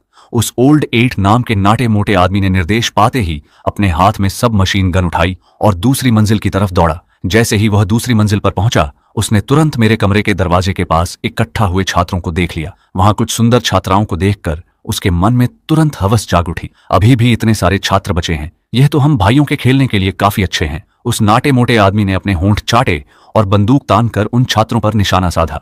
इन छात्रों ने असली बंदूक कहां देखी थी, वे सभी डरकर मेरे कमरे के दरवाजे की तरफ पीछे हटने लगे। नाटे मोटे आदमी ने उत्सुकता से मेरे कमरे के दरवाजे को देखा। ये सभी छात्र इसी कमरे को घेरे हुए थे। उसने अनुमान लगाया कि इसके अंदर शायद और भी अधिक स्वादिष्ट किरदार हो सकता है। नाटे मोटे आदमी ने बंदूक दिखाकर कुछ छात्रों को भगा दिया। उसने अपने पैर से दरवाजे पर कई जोरदार लातें मारी। कोई जवाब न मिलने पर उसने बंदूक से दरवाजे के हैंडल पर 2 गोलियां चलाईं और फिर एक जोरदार धक्का देकर कमरे के दरवाजे को जबरन खोल दिया। दरवाजा खुलते ही उसने देखा कि मैं शिया वानरू को अपनी बाहों में लिए उसके सामने खड़ा था। शिया वानरू गोरी और बेहद खूबसूरत थी। नाटा मोटा आदमी तुरंत शिया वानरू की तरफ पूरी तरह आकर्षित हो गया। उसने बड़े उत्साह से अपनी बंदूक मेरी तरफ तान दी। उसकी नजरों में मैं भी बस एक निहत्था छात्र था, जिसे थोड़ा सा डराने पर शायद पैंट गीली हो जाती। मुझे अपनी जिंदगी में सबसे ज्यादा नफरत इस बात से है कि कोई मेरी तरफ बंदूक ताने। मैंने गुस्से से उस नाटे मोटे आदमी को देखा। पिछली जिंदगी में मुझ पर बंदूक तानकर मुझसे जबरन कई काम करवाए गए थे। उसके इस तरीके ने मुझे बेहद असहज कर दिया था। तुम पर बंदूक तानी तो क्या हुआ? मैंने तुमसे उस लड़की को छोड़ने के लिए कहा है। क्या तुम बहरे हो? अब से यह मेरी है। नाटे मोटे आदमी ने उपहास उड़ाते हुए कहा। उसे लगा कि बंदूक होने से वही राजा है। मैंने शिया वानरू के कान में धीरे से एक बात कही और फिर अपना हाथ हटा लिया, जिससे पहले मैंने शिया वानरू को थामा हुआ था। मुझे शिया वानरू को छोड़ते हुए देखकर नाटा मोटा आदमी बेहद उत्साहित हुआ। शिया वानरू का चेहरा बर्फ की तरह ठंडा था। उसने इस नाटे मोटे आदमी की बात पर बिल्कुल ध्यान नहीं दिया। उसके शरीर पर फिर से शल्क उभर आए और उसके शरीर से बिजली की लहरें निकलने लगीं। फिर वह बिजली की एक किरण बनकर आगे झपटी। मैंने उसे जो काम सौंपा था वह था सामने वाले इस आदमी को मारना। बिजली चमकी और इससे पहले कि नाटा मोटा आदमी कुछ समझ पाता, उसे अपने गले में कुछ अजीब महसूस हुआ। एक धमाके के साथ वह नाटा मोटा आदमी सीधे जमीन पर गिर पड़ा और फिर कभी नहीं उठा। हालांकि शिया वानरू यहीं नहीं रुकी। उसने बिजली की 2 किरणों से उस नाटे मोटे आदमी के शरीर को ऊपर उठाया और फिर दूसरी मंजिल की खिड़की की तरफ बढ़ी। जो 7 लोग पहली मंजिल पर राक्षसों का मुकाबला कर रहे थे, वे शिया वानरू के रूप को देखकर दंग रह गए। लेकिन अगले ही पल ओल्ड 8 का कटा सिर देखकर वे गुस्से से पागल हो गए। टीम के कप्तान ने जोर से दहाड़ लगाई। उसकी आंखों से मानो आग निकल रही थी और साथ ही उसकी बंदूक का मुहाना शिया वानरू की तरफ तन गया। इसके बाद उसने एक बड़े हाथ के झटके से ओल्ड 8 की लाश को टीम के कप्तान के सामने फेंक दिया। अपने भाई की लाश को देखकर टीम का कप्तान गुस्से से कांपने लगा। उसने बिना किसी हिचकिचाहट के ट्रिगर दबा दिया। बैंग बैंग बैंग की सहम्बट की आवाज के साथ गोलियों की बौछार शिया वानरू की दिशा में बढ़ी। लेकिन दुर्भाग्य से ये सामान्य हथियार शिया वानरू की नजरों में बेहद कमजोर थे। उसने बस अपने शरीर को थोड़ा सा घुमाया और आसानी से उन सभी गोलियों को एक एक करके चकमा दे दिया। लेकिन यह बड़ा भाई इस समय इतने गुस्से में था कि वह कुछ भी सुनने की स्थिति में नहीं था। उसके हाथ की बंदूक लगातार गोलियां उगल रही थी। शिया वानरू की साफ और तेज आवाज होटल की पहली मंजिल पर गूंजी, जो मानो इस टीम के कप्तान के लिए मौत का फरमान सुनाने जैसी थी। इसके बाद उसके हाथ की साफ लंबी तलवार चमकी और अगले ही पल टीम के कप्तान के शरीर पर बिजली गिरी। टीम का कप्तान चीखा और तुरंत जमीन पर गिर पड़ा। जमीन पर पड़े पड़े वह कुछ बार छटपटाया और कुछ ही देर में उसकी जान निकल गई। इसके बाद उसके गुर्गों की बारी थी। एक एक करके शिया वानरू ने उन सभी की जान ले ली। पुरानी शिया वानरू इतनी क्रूर नहीं थी, लेकिन मेरे द्वारा शब्दों और कर्मों से दी गई सीख के बाद वह इतनी जल्दी समझदार हो चुकी थी। प्रलय के समय दुश्मन पर दया करना खुद पर सबसे बड़ी क्रूरता करने जैसा है। जब वह आखिरी बचे हुए गुर्गे को मार रही थी, अचानक उसके शरीर से एक सुनहरी रोशनी निकली और फिर हवा में एक एक करके कवच के टुकड़े प्रकट हुए और उसके शरीर पर जुड़ गए। कवच के जुड़ने के बाद गांव मिंग के चेहरे पर खुशी की लहर दौड़ गई। शिया वानरू का चेहरा गंभीर हो गया और वह गांव मिंग को ध्यान से देखने लगी। अब गांव मिंग पूरी तरह से सुनहरे कवच से ढका हुआ था। उसकी आभा पहले की तुलना में 10 गुना से भी अधिक मजबूत हो चुकी थी। गांव मिंग के चेहरे पर एक क्रूर मुस्कान आई। तभी सीढ़ियों के रास्ते से मेरी आवाज नीचे आई और फिर मैं कदम दर कदम नीचे जाने लगा। यह दबाव शिया वानरू से कहीं अधिक बड़ा था, यहां तक कि मेरे हर एक कदम करीब आने पर गांव मिंग को ऐसा महसूस हो रहा था कि उसका कवच कांप रहा है। यह पूरी तरह से रक्त श्रृंखला का दबाव था। यह मेरे शरीर की विशेष शारीरिक बनावट के कारण था। गांव मिंग ने अपने शरीर को हिलाया और खुद को संभाला। उसने हाथ आगे बढ़ाया और उसके सामने तुरंत एक प्रकाश तलवार प्रकट हो गई। यही उनके जागृत कवच की विशेषता थी। वे किसी मिमिक हथियार का उपयोग नहीं करते थे, बल्कि सीधे हवा से प्रकाश तलवार बुला सकते थे। मैंने अपने सामने खड़े इस नए जागृत व्यक्ति को पूरी तरह तिरस्कार से देखा। मुझे सच में नहीं पता था कि उसमें इतना साहस कहां से आया था कि अभी अभी जागृत होने के बाद वह मुझसे दुश्मनी मोल लेने चला था। शायद अभी अभी जागृत होने के कारण उसे लगा होगा कि वह दुनिया में अजेय है। ताकत के अचानक बढ़ जाने पर इस तरह का भ्रम होना वास्तव में बहुत आसान है। गांव मिंग जोर से दहाड़ा और अपने हाथ की प्रकाश तलवार उठाकर सीधे मेरे सिर पर वार करने के लिए बढ़ा। मेरे पास कोई अन्य अतिरिक्त रक्षात्मक कदम नहीं था। यहां तक कि मैंने कायतयान कुल्हाड़ी को बुलाने की भी जहमत नहीं उठाई। बस गांव मिंग की दिशा में धीरे से एक उंगली उठाई। 2 आदिम आभा आसमान की तरफ निकली और केवल एक पल में उन 2 आदिम गैसों ने गांव मिंग को कसकर जकड़ लिया। गांव मिंग आदिम गैस से जकड़े जाने के बाद मन ही मन हार मानने को तैयार नहीं था। उसने अपने हाथ की प्रकाश तलवार से लगातार कई वार किए, लेकिन लगातार कई वार करने के बाद भी उसका कोई असर नहीं हुआ। इसके तुरंत बाद मैंने हवा में अपनी मुट्ठी भींची। गांव मिंग का कवच तुरंत तड़क कर फटने लगा। जो व्यक्ति अभी तक पूरी तरह से आश्वस्त था, उसका दिल पल भर में बैठ गया। उसे समझ आ गया कि वह सामने वाले आदमी का बिल्कुल भी मुकाबला नहीं कर सकता। यहां तक कि उसके पास पलटवार करने की भी क्षमता नहीं थी। इससे पहले कि वह आगे कुछ सोच पाता, उसकी कमर के पास की आभा और अधिक मजबूत हो गई, जिसने उसे और अधिक कसकर जकड़ लिया। गांव मिंग के मुंह से एक चीख निकली और कुछ ही देर में उसका शरीर पूरी तरह से टूटकर बिखर गया और फिर वह जमीन पर गिरकर लगातार छटपटाने लगा। गांव मिंग की सांसें पूरी तरह थम जाने के बाद ही मैंने उसे छोड़ा। उसका वह जागृत कवच का टैलेंट महज एक मजाक जैसा लग रहा था। कुछ साहसी छात्र सीढ़ियों पर खड़े होकर इस पूरे दृश्य को देख रहे थे। उन सभी को देखकर ठंडा पसीना आ गया। मैं उनकी कल्पना से कहीं अधिक क्रूर था। वापस जाओ। अगर आगे से मेरे लिए कोई परेशानी खड़ी की तो तुम्हारा भी यही हश्र होगा। मैंने थोड़ा मुस्कुराते हुए कहा, लेकिन यह मुस्कान छात्रों की नजरों में बेहद डरावनी लग रही थी। वे केवल बार बार अपना सिर हिला सके। इस टीम को निपटाने के बाद मैं बस ऊपर आराम करने के लिए वापस जाने ही वाला था कि अचानक होटल के बाहर एक भयानक दहाड़ गूंजी। मैंने मुड़कर देखा तो एक ट्रक के आकार का, सांप के शरीर और मुर्गे के सिर वाला एक विकृत राक्षस अंधेरे से बाहर निकल कर आया। इस राक्षस के मुर्गे जैसे मुंह से एक कटी हुई जीभ लगातार बाहर अंदर हो रही थी और उसकी आंखें मुझे घूर रही थीं। ऐसा लगता था कि यहां हुई लड़ाई की आवाज ने उसे आकर्षित किया था। जो बात राक्षस ने नहीं सोची थी वह यह थी कि यहां मेरे जैसी हस्ती मौजूद थी। मैंने अपनी भौहें सिकोड़ी। पल भर में कायतियान कुल्हाड़ी मेरे हाथ में आ गई और फिर मैंने अपने पैर से जमीन को जोर से दबाया और मैं अपनी जगह से गायब हो गया। अगले ही पल मैं उस मुर्गे के सिर वाले राक्षस के ठीक बगल में प्रकट हुआ। यह राक्षस पहले ही तीसरी श्रेणी के शुरुआती चरण में पहुंच चुका था, जो प्रलय के शुरुआती दौर में सर्वोच्च युद्ध क्षमता मानी जाती थी। वह अब मुझे देख रहा था जैसे उसने अपने पेट के भोजन को देख लिया हो। वह पहले तो बहुत गर्व महसूस कर रहा था, लेकिन जब उसने मेरी गति का अंदाजा लगाया तो वह पूरी तरह घबरा गया। लार से भरा उसका मुर्गे का सिर चारों ओर मेरी लोकेशन ढूंढने लगा। इससे पहले कि वह मुझे लॉक कर पाता, मैं उसके ठीक सामने प्रकट हो चुका था। मैंने बिना कुछ कहे तुरंत कायतियान कुल्हाड़ी से वार किया। धारदार कुल्हाड़ी सीधे उसके सिर पर जाकर लगी। राक्षस की प्रतिक्रिया भी काफी तेज थी। उसने तुरंत अपना सिर घुमाया और अपने सख्त चोंच से रोकने की कोशिश की। हालांकि वह बचाव तक नहीं कर सका। मेरी कायतियान कुल्हाड़ी ने बांस को चीरने की तरह पल भर में उसकी चोंच को 2 हिस्सों में काट दिया। छिपकली राक्षस की ऊर्जा को सोखने के बाद मुझे बहुत बड़ा अपग्रेड मिला था। अब मैं जब चाहूं तब तीसरी श्रेणी का जागृत व्यक्ति बनने के लिए तैयार था। चोंच के कटते ही खून का फव्वारा छूट पड़ा और कुछ ही देर में वह राक्षस जमीन पर गिरकर मर गया। मैंने कायतियान कुल्हाड़ी को वापस रख लिया और प्यार से कहा, शिया वानरू ने आज्ञाकारी बच्ची की तरह अपना सिर हिलाया। उसमें उस क्रूर रूप का नामो निशान नहीं था जो थोड़ी देर पहले दिखा था। वह बिल्कुल पड़ोस की एक छोटी लड़की जैसी लग रही थी। उसने आज्ञा मानते हुए अपनी मिमिक कॉम्बैट स्पिरिट को बाहर बुलाया। बाहर आई बी.यू. लिंगजियाओ बेहद उत्साहित थी और शिया वानरू से लिपट कर लाड़ करने लगी। बी.यू. लिंगजियाओ ने हवा में खुशी से एक चक्कर लगाया जब तक कि उसकी नजर उस राक्षस की लाश पर नहीं पड़ी। तब उसे समझ आया कि उसे बाहर खाना खाने के लिए बुलाया गया था। बी.यू. लिंगजियाओ ने कृतज्ञता से शिया वानरू को देखा और फिर बिना किसी देरी के राक्षस पर टूट पड़ी।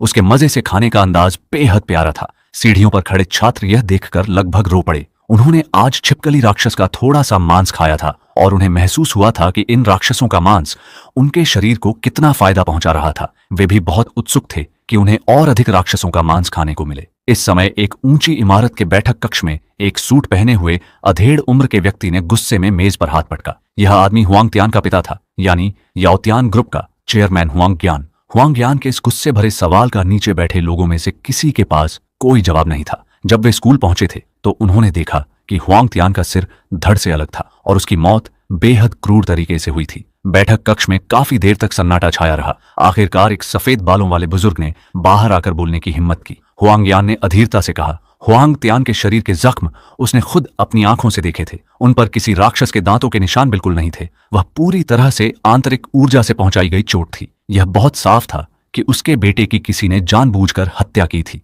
कॉन्फ्रेंस टेबल के आसपास बैठे लोग हुआंग तियान की मौत के बारे में चर्चा कर रहे थे। यह जानकर कि यह किसी जागृत व्यक्ति का काम है, वे सभी काफी डर गए थे। इन 2 दिनों में उन्होंने विकृत राक्षसों की भयानकता को अच्छी तरह देख लिया था, तो फिर जागृत लोगों की बात ही क्या करनी। हुआंग ज्ञान ने अपनी मुट्ठियां भींच लीं और अपने दांत पीसने लगा। वह इस समय चेंजी से बेहद नफरत कर रहा था। तभी एक लंबी टोपी पहने हुए आदमी ने खड़े होकर कहा, प्रलय के भड़कने के बाद उसके परिवार में कई जागृत लोग सामने आए थे। हुआंग यान ने भी अपने सामने खड़े इस बड़े अधिकारी की मंशा को समझ लिया था। वे सभी व्यापारी थे। बिना किसी फायदे के कोई भी कदम नहीं उठाएगा। बिना मुनाफे का सौदा न करना उनका पुराना सिद्धांत था। उस आदमी ने हुआंग यान की तरफ अपनी 5 उंगलियां फैलाकर कहा, अगर पुराना समय होता तो कोई भी हुआंग यान से इस तरह बात करने की हिम्मत नहीं करता। लेकिन अब समय बदल चुका था। उसके परिवार में जागृत लोग आ चुके थे और उसके पास इस बातचीत का पूरा अधिकार था। अगर हुआंग यान के पास भी कुछ अपनी ताकतें न होती तो वह कब का अपने परिवार के जागृत लोगों को बुलाकर याओतियान ग्रुप को जबरन अपने नाम कर चुका होता। ली फेंक, तो तुम्हारी नजर हमेशा से मेरी संपत्ति पर थी। मैं तो तुम पर बहुत भरोसा करता था। हुआंग यान ने एक गहरी सांस लेते हुए कहा और फिर आगे बोला, लेकिन जब तक तुम चेंजी को मेरे पास लेकर आओगे, याओतियान ग्रुप की 50% संपत्ति तुम्हारी हो जाएगी। अपने बेटे हुआंग तियान का बदला लेने के लिए हुआंग यान सब कुछ दांव पर लगाने को तैयार था। हुआंग मालिक वास्तव में बहुत दरियादिल है। मेरा इंतजार करो। 2 दिन बाद चेंजी का सिर स्वाभाविक रूप से आपके सामने होगा। ली फेंक नाम का यह आदमी जोर से हंसा और बैठक कक्ष से बाहर निकल गया। बाहर आते ही उसने एक फोन मिलाया। हेलो ओल्ड 8, तुम्हें मेरे लिए एक आदमी को मारना होगा। बेहतर होगा कि तुम ओल्ड 6 और बाकी लोगों को भी साथ ले लो। फोन की दूसरी तरफ पूरे शरीर पर घने बालों और नुकीले दांतों वाला एक जंगली सुअर जैसा राक्षस अपने शिकार का पीछा कर रहा था। उसने फिर अपना सिर हिलाया। चिंता मत करो, कल ही उसका सिर तुम्हारे पास पहुंचा दूंगा। प्रलय में किसी इंसान को निपटाना बेहद आसान काम है।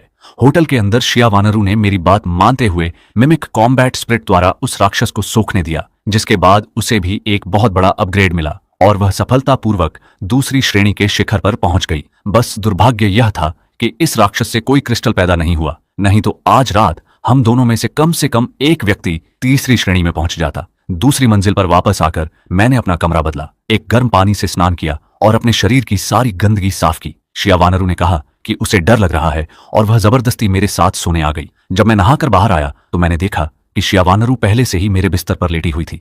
शिया वानरू ने रेशम की एक नाइट ड्रेस पहनी हुई थी जो बेहद पतली और हल्की थी। बिस्तर पर करवट लेकर लेटने से उसके लंबे और गोरे पैर साफ दिखाई दे रहे थे। मैं भी आखिर एक गर्म खून वाला युवा लड़का था। इस दृश्य को देखकर मेरे शरीर का खून खौलने लगा। तुम ऐसे ही सो रही हो, कंबल भी नहीं ओढ़ा? मैंने सीधे लेटी हुई शिया वानरू को देखकर कहा। तो श्याओ जी, शिया वानरू की सांसें महक रही थी। उसने अपना हाथ बढ़ाकर कंबल को थोड़ा खींचा। मैंने शिया वानरू के खूबसूरत शरीर को देखा और आगे बढ़कर उसे अपनी बाहों में कसकर जकड़ लिया। कंबल हटाया गया और फिर कई ऐसी चीजें हुई जिनका वर्णन शब्दों में नहीं किया जा सकता। समय बीतकर अगली सुबह आया। वह पुरानी शांत सुबह अचानक टैंकों के चलने की तेज आवाजों से गूंज उठी। एक धमाके के साथ एक तोप का गोला होटल के मुख्य दरवाजे पर आकर लगा, जिससे पूरा होटल हिलने लगा। गलियारे के बाहर सो रहे छात्र अचानक जाग गए और घबराकर मेरे कमरे के दरवाजे के बाहर दुबक गए। कल रात अंदर का युद्ध बेहद भीषण था। मैं और शिया वानरू पूरी रात ठीक से सो नहीं पाए थे। अब जब बाहर असामान्य स्थिति पैदा हो गई थी तो उनकी भी मुझे आसानी से जगाने की हिम्मत नहीं हो रही थी, लेकिन मैं पहले से ही बाहर की स्थिति को भांप चुका था। मैं बस खिड़की का पर्दा हटाकर देखने ही वाला था कि बाहर टैंकों की एक पूरी फौज खड़ी थी जो साफ तौर पर मेरे लिए ही आई थी।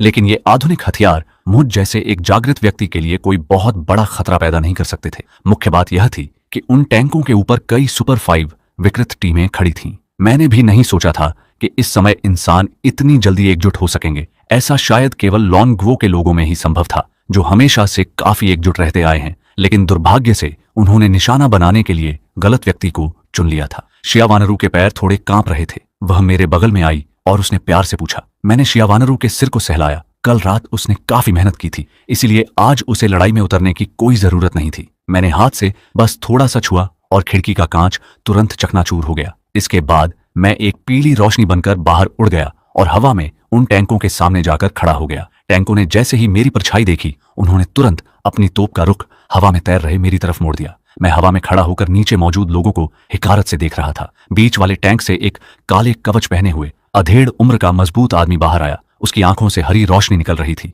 और वह अपने हाथ पीछे बांधकर हवा में मुझे देखने लगा। उस मजबूत आदमी की आवाज में साफ तौर पर जान से मारने का इरादा था, जिससे जाहिर था कि वह अच्छे इरादों से नहीं आया था। लेकिन मुझे कोई परवाह नहीं थी।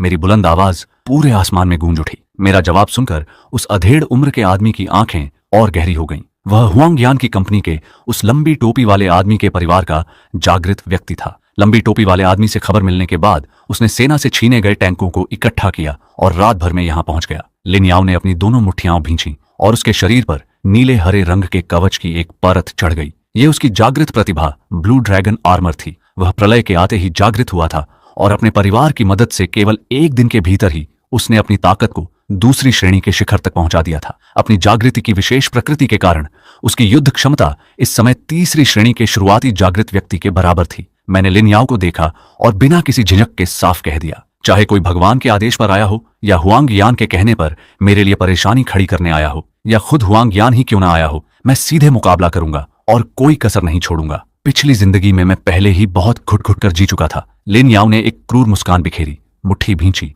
और एक जोरदार कदम बढ़ाया। वह एक साफ रोशनी की किरण बनकर बेहद तेज गति से मेरी तरफ झपटा। सामने से आते हुए लिन याओ को देखकर मैं पूरी तरह शांत था और उसके मेरे करीब आने का इंतजार करने लगा। लिन याओ ने मुझे इतना शांत देखकर मन ही मन थोड़ा हैरान हुआ। उसके जैसे एक शीर्ष स्तर के जागृत व्यक्ति का सामना करते हुए भी कोई इस तरह शांत और अविचलित रह सकता था। लिन याओ की अंतरात्मा ने उससे कहा कि यह नौजवान साधारण नहीं है, लेकिन लिन याओ को अपनी जागृत ताकत पर पूरा भरोसा था कि वह 1 मिनट के भीतर मुझे मार गिराएगा। केवल कुछ ही सेकंड में लिन याओ टैंक की जगह से तेजी से उड़कर मेरे ठीक सामने आ गया और फिर उसने पूरी ताकत से एक घूंसा सीधे मेरे पेट पर मारा। और मैंने भी अपनी तरफ से कोई मिमिक हथियार बाहर नहीं निकाला, बस धीरे से अपना हाथ आगे बढ़ाया और लिन याओ के घूंसे को पकड़ लिया। मैं देखना चाहता था कि मेरी इस प्रतिभा और एक सुपर 5 जागृत व्यक्ति के बीच क्या अंतर है। एक धमाके के साथ हमारे हाथों की भिड़ंत से निकली ऊर्जा ने पूरे अंतरिक्ष को हिला दिया। लिन याओ का घूंसा मेरी एक हथेली के बीच कसकर जकड़ लिया गया था। वह मुझे पूरी तरह से अचरज और नाराजगी से देख रहा था। वह दूसरी श्रेणी के शिखर का एक सुपर 5 जागृत व्यक्ति था। उसकी पूरी ताकत से मारी गई एक मुट्ठी को इतनी आसानी से पकड़ लिया गया था। लिन याओ ने अपने दांत भींचे और पूरी ताकत लगाई ताकि मेरे हाथ से खुद को छुड़ा सके, लेकिन दुर्भाग्य से आधे मिनट तक छटपटाने के बाद भी वह टस से मस नहीं हुआ। मैं अपने सामने खड़े घबराए हुए लिन याओ को एक हल्की मुस्कान के साथ देख रहा था। वास्तव में मेरी पंगु शारीरिक बनावट बहुत शक्तिशाली थी। केवल शरीर की ताकत के दम पर ही वह इन सामान्य सुपर 5 जागृत लोगों को पूरी तरह कुचल सकती थी। लिन याओ गुस्से के मारे लगभग कुछ बोल नहीं पा रहा था। नीचे उसके कई गुर्गे उसे देख रहे थे। इस तरह मेरे द्वारा काबू में आ जाने से उसकी प्रतिष्ठा दांव पर लग गई थी। लिन याओ ने गुस्से में आकर अपना बायां हाथ आगे बढ़ाया और उसे मजबूरन अपना सुपर 5 हथियार बुलाना पड़ा। पहले उसने विकृत राक्षसों से निपटने के लिए कभी भी सुपर 5 हथियार का उपयोग नहीं किया था। केवल अपने शरीर की अत्यधिक मजबूत ताकत के दम पर ही वह उन विकृत राक्षसों को मार गिराता था, और मैं पहला व्यक्ति था जिसने उसे खुद हथियार का उपयोग करने पर मजबूर कर दिया था। कल रात की टीम के जागृत व्यक्ति की तरह ही लिन याओ का हथियार भी एक प्रकाश तलवार थी, लेकिन उसकी प्रकाश तलवार कल रात वाले व्यक्ति से कहीं अधिक शक्तिशाली थी। उस पर एक छोटे नीले रंग का ड्रैगन तलवार के चारों ओर उड़ रहा था और उसमें से ड्रैगन की दहाड़ की आवाज साफ निकल रही थी। एक सरसराहट की आवाज के साथ लिन याओ ने मेरी गर्दन की तरफ आड़ा वार किया। तलवार से निकलने वाली तेज धार ऐसी थी जिससे बचना मुश्किल था। उसके इस सटीक हमले के सामने मैंने बस थोड़ा सा अपने शरीर को घुमाया और बेहद तेज गति से इस वार को चकमा दे दिया। लेकिन मेरे इस तरह चकमा देने से हाथ की पकड़ की ताकत थोड़ी बढ़ गई और लिन याओ का दाहिना हाथ घूम गया। तुरंत ही लिन याओ का दाहिना हाथ जिंदा ही 90 डिग्री से ज्यादा घूम गया। अतीव्र दर्द के कारण लिन याओ के चेहरे की मांसपेशियां पूरी तरह खिंच गईं। लिन याओ दर्द से बुरी तरह चिल्लाने लगा। वह आवाज गांव में सूअर काटने से भी ज्यादा भयानक थी। मुझे अपने कान के पर्दों में थोड़ा असहज महसूस हुआ। तब जाकर मैंने अपना हाथ छोड़ा। तुम बहुत कमजोर हो, मैंने धीरे से अपना सिर हिलाते हुए कहा। मेरी बात एक नुकीले चाकू की तरह लिन याओ के दिल में गहराई से चुभ गई, जिसने उसे लगभग पागलपन की कगार पर पहुंचा दिया। कल जागृत होने के बाद से उसकी असीम ताकत के कारण पूरे परिवार के लोग उसका बहुत सम्मान करते थे, लेकिन अब उसे मेरे द्वारा बुरी तरह पैरों तले कुचल दिया गया था। यह गिरावट उसके लिए मरने से भी ज्यादा दर्दनाक थी। आजाद हुए लिन याओ ने क्रूरता से दहाड़ लगाई। उसने अपनी प्रकाश तलवार आसमान की तरफ तान दी। लंबी तलवार ने आसमान छूने वाली ऊर्जा को इकट्ठा किया। जो छोटा नीला ड्रैगन पहले प्रकाश तलवार पर था, वह आसमान में उड़ गया और पल भर में विशाल हो गया। जो पहले कुछ इंच का था, वह अचानक हजारों इंच का बन गया। यह एक विशाल नीला ड्रैगन था जो आसमान में मंडरा रहा था और अपनी पूरी गरिमा के साथ आंखें गड़ाए मुझे देख रहा था। लिन याओ के गुर्गों ने जब उसे यह चाल चलते देखा तो उन सभी को लगा कि जीत हार का फैसला हो चुका है। वास्तव में यह चाल मेरे जागृत होने के बाद से देखी गई काफी मजबूत चालों में से एक थी, लेकिन मेरे खिलाफ इस्तेमाल करने के लिए यह अभी भी बहुत कम थी। मैंने अचानक अपना बड़ा हाथ हिलाया और मिमिक कॉम्बैट ड्रैगन को बुलाया। अचानक मेरे शरीर से बड़ी मात्रा में आदिम आभा निकली। इस बार मेरा कायतयान कुल्हाड़ी से लड़ने का कोई इरादा नहीं था। आदिम आभा के प्रकट होते ही मेरे मन के विचार के साथ ही उसने तुरंत उसी ड्रैगन का रूप ले लिया जो लिन याओ ने बुलाया था। बस अंतर यह था कि आदिम आभा से बना वह विशाल ड्रैगन सुनहरे रंग का था और उसकी आभा लिन याओ के नीले ड्रैगन से कहीं अधिक बढ़कर थी। लिन याओ आत्मविश्वास से अपनी प्रकाश तलवार थामे हुए था और खुद को सबसे मजबूत समझ रहा था। असल में आदिम आभा आकाश और पृथ्वी के बीच किसी भी जीव का रूप ले सकती थी। बिना लिन याओ की प्रतिभा के भी मैं ड्रैगन का रूप बदल सकता था, तो इसमें नकल की बात कहां से आई। लिन याओ ने गुस्से में अपनी आंखें तानी और मेरी दिशा में अपनी लंबी तलवार को जोर से नीचे गिराया। नीले ड्रैगन ने एक भयंकर दहाड़ लगाई और उसका मजबूत शरीर हवा को चीरते हुए मेरी दिशा में तेजी से बढ़ा। उसके मुड़ने से चारों ओर की हवा में हलचल मच गई, यहां तक कि आसमान में बिजलियां चमकने लगीं और मैंने बस धीरे से एक उंगली उठाई। मेरे शरीर का सुनहरा ड्रैगन भी उसी तरह हरकत में आ गया। सुनहरा ड्रैगन चमकदार सुनहरी रोशनी बिखेरते हुए बिना किसी डर के सीधे सामने वाले नीले ड्रैगन से टकराने बढ़ा। नीले ड्रैगन ने सुनहरे ड्रैगन के खतरे को भांप लिया और अपना रुख बदला और सुनहरे ड्रैगन से टकरा गया। एक जोरदार धमाके के साथ दोनों विशाल ड्रैगन आपस में लिपट गए और लगातार पागलों की तरह टकराने लगे। पूरे आसमान में उनकी लड़ाई की आवाज गूंजती रही। लड़ाई 3 मिनट तक चली। आखिरकार लिन याओ का किंगलोंग शारीरिक शक्ति की कमी के कारण धीरे धीरे गायब होने लगा और फिर से एक छोटा किंगलोंग बन गया जो बेजान होकर लिन याओ की लाइट सेबर पर मंडराने लगा। कचरा कहीं का, तुम इतने में ही हार गए। मेरे साथ रहने का तुम्हारा क्या फायदा? तुम्हारी युद्ध आत्मा की हार ने लिन याओ के चेहरे की रौनक छीन ली।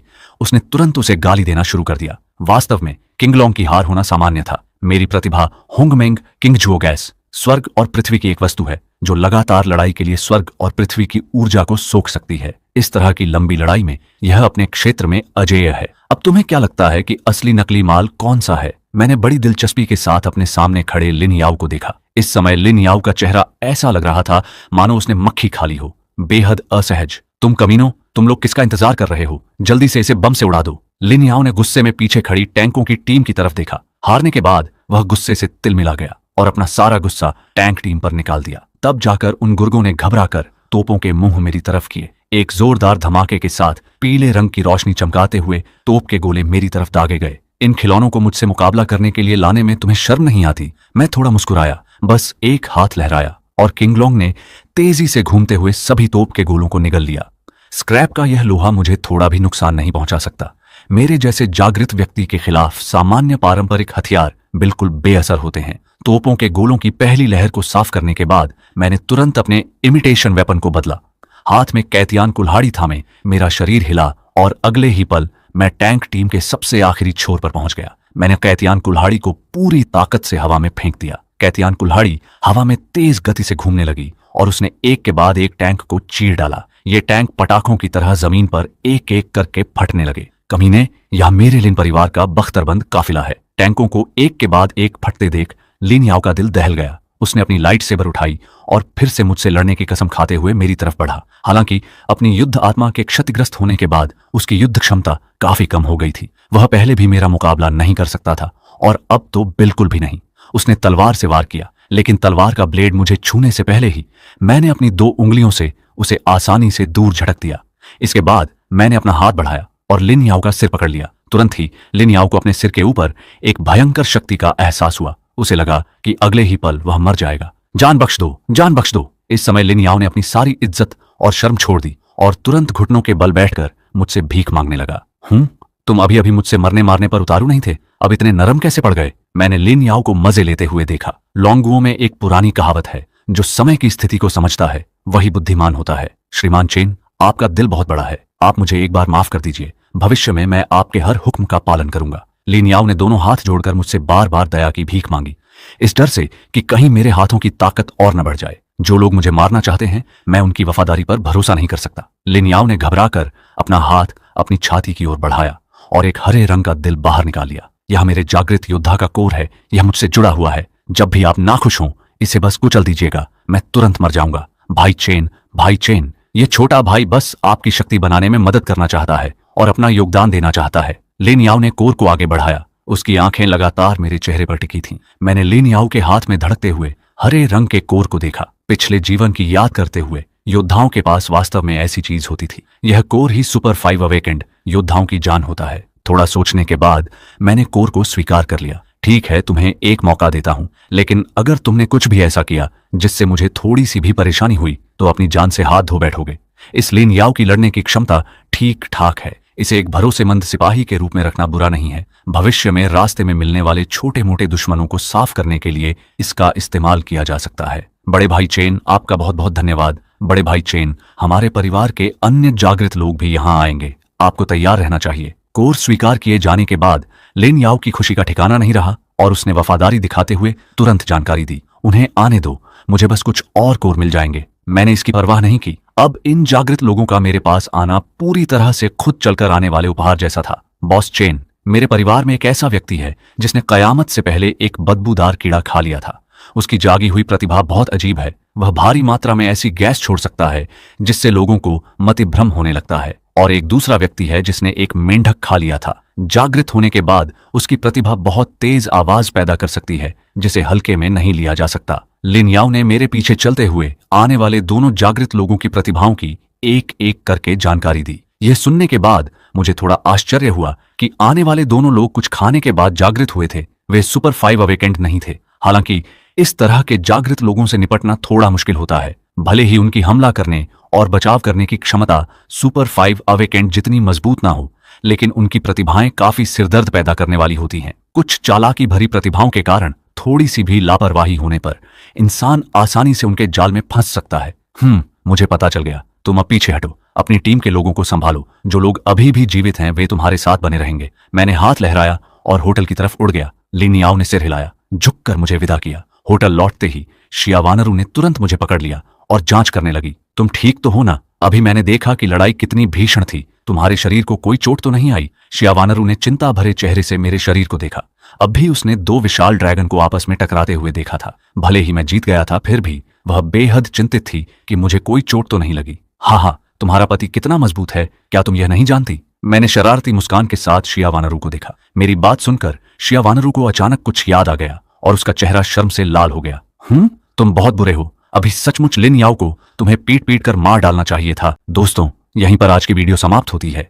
अगर आपको ऐसी नई नई एनिमे एक्सप्लेन्ड वीडियो देखना पसंद है तो इस वीडियो को लाइक करें और हमारे चैनल को सब्सक्राइब करना बिल्कुल मत भूलिए। और अगर आप इस एनिमे एक्सप्लेन्ड की नेक्स्ट पार्ट देखना चाहते हैं तो चैनल को सब्सक्राइब करके कमेंट में पार्ट 3 जरूर लिखें, क्योंकि पार्ट 3 अभी तक तैयार नहीं हुई है। अगर आप लोग ज्यादा से ज्यादा लाइक, सब्सक्राइब और कमेंट करेंगे तो मैं पूरी कोशिश करूंगा कि पार्ट 3 जल्द से जल्द बनाकर आपके लिए अपलोड कर दूं। तो दोस्तों, अपना ख्याल रखिए, हमेशा खुश रहिए और मुस्कुराते रहिए। फिर मिलते हैं अगली वीडियो में। धन्यवाद।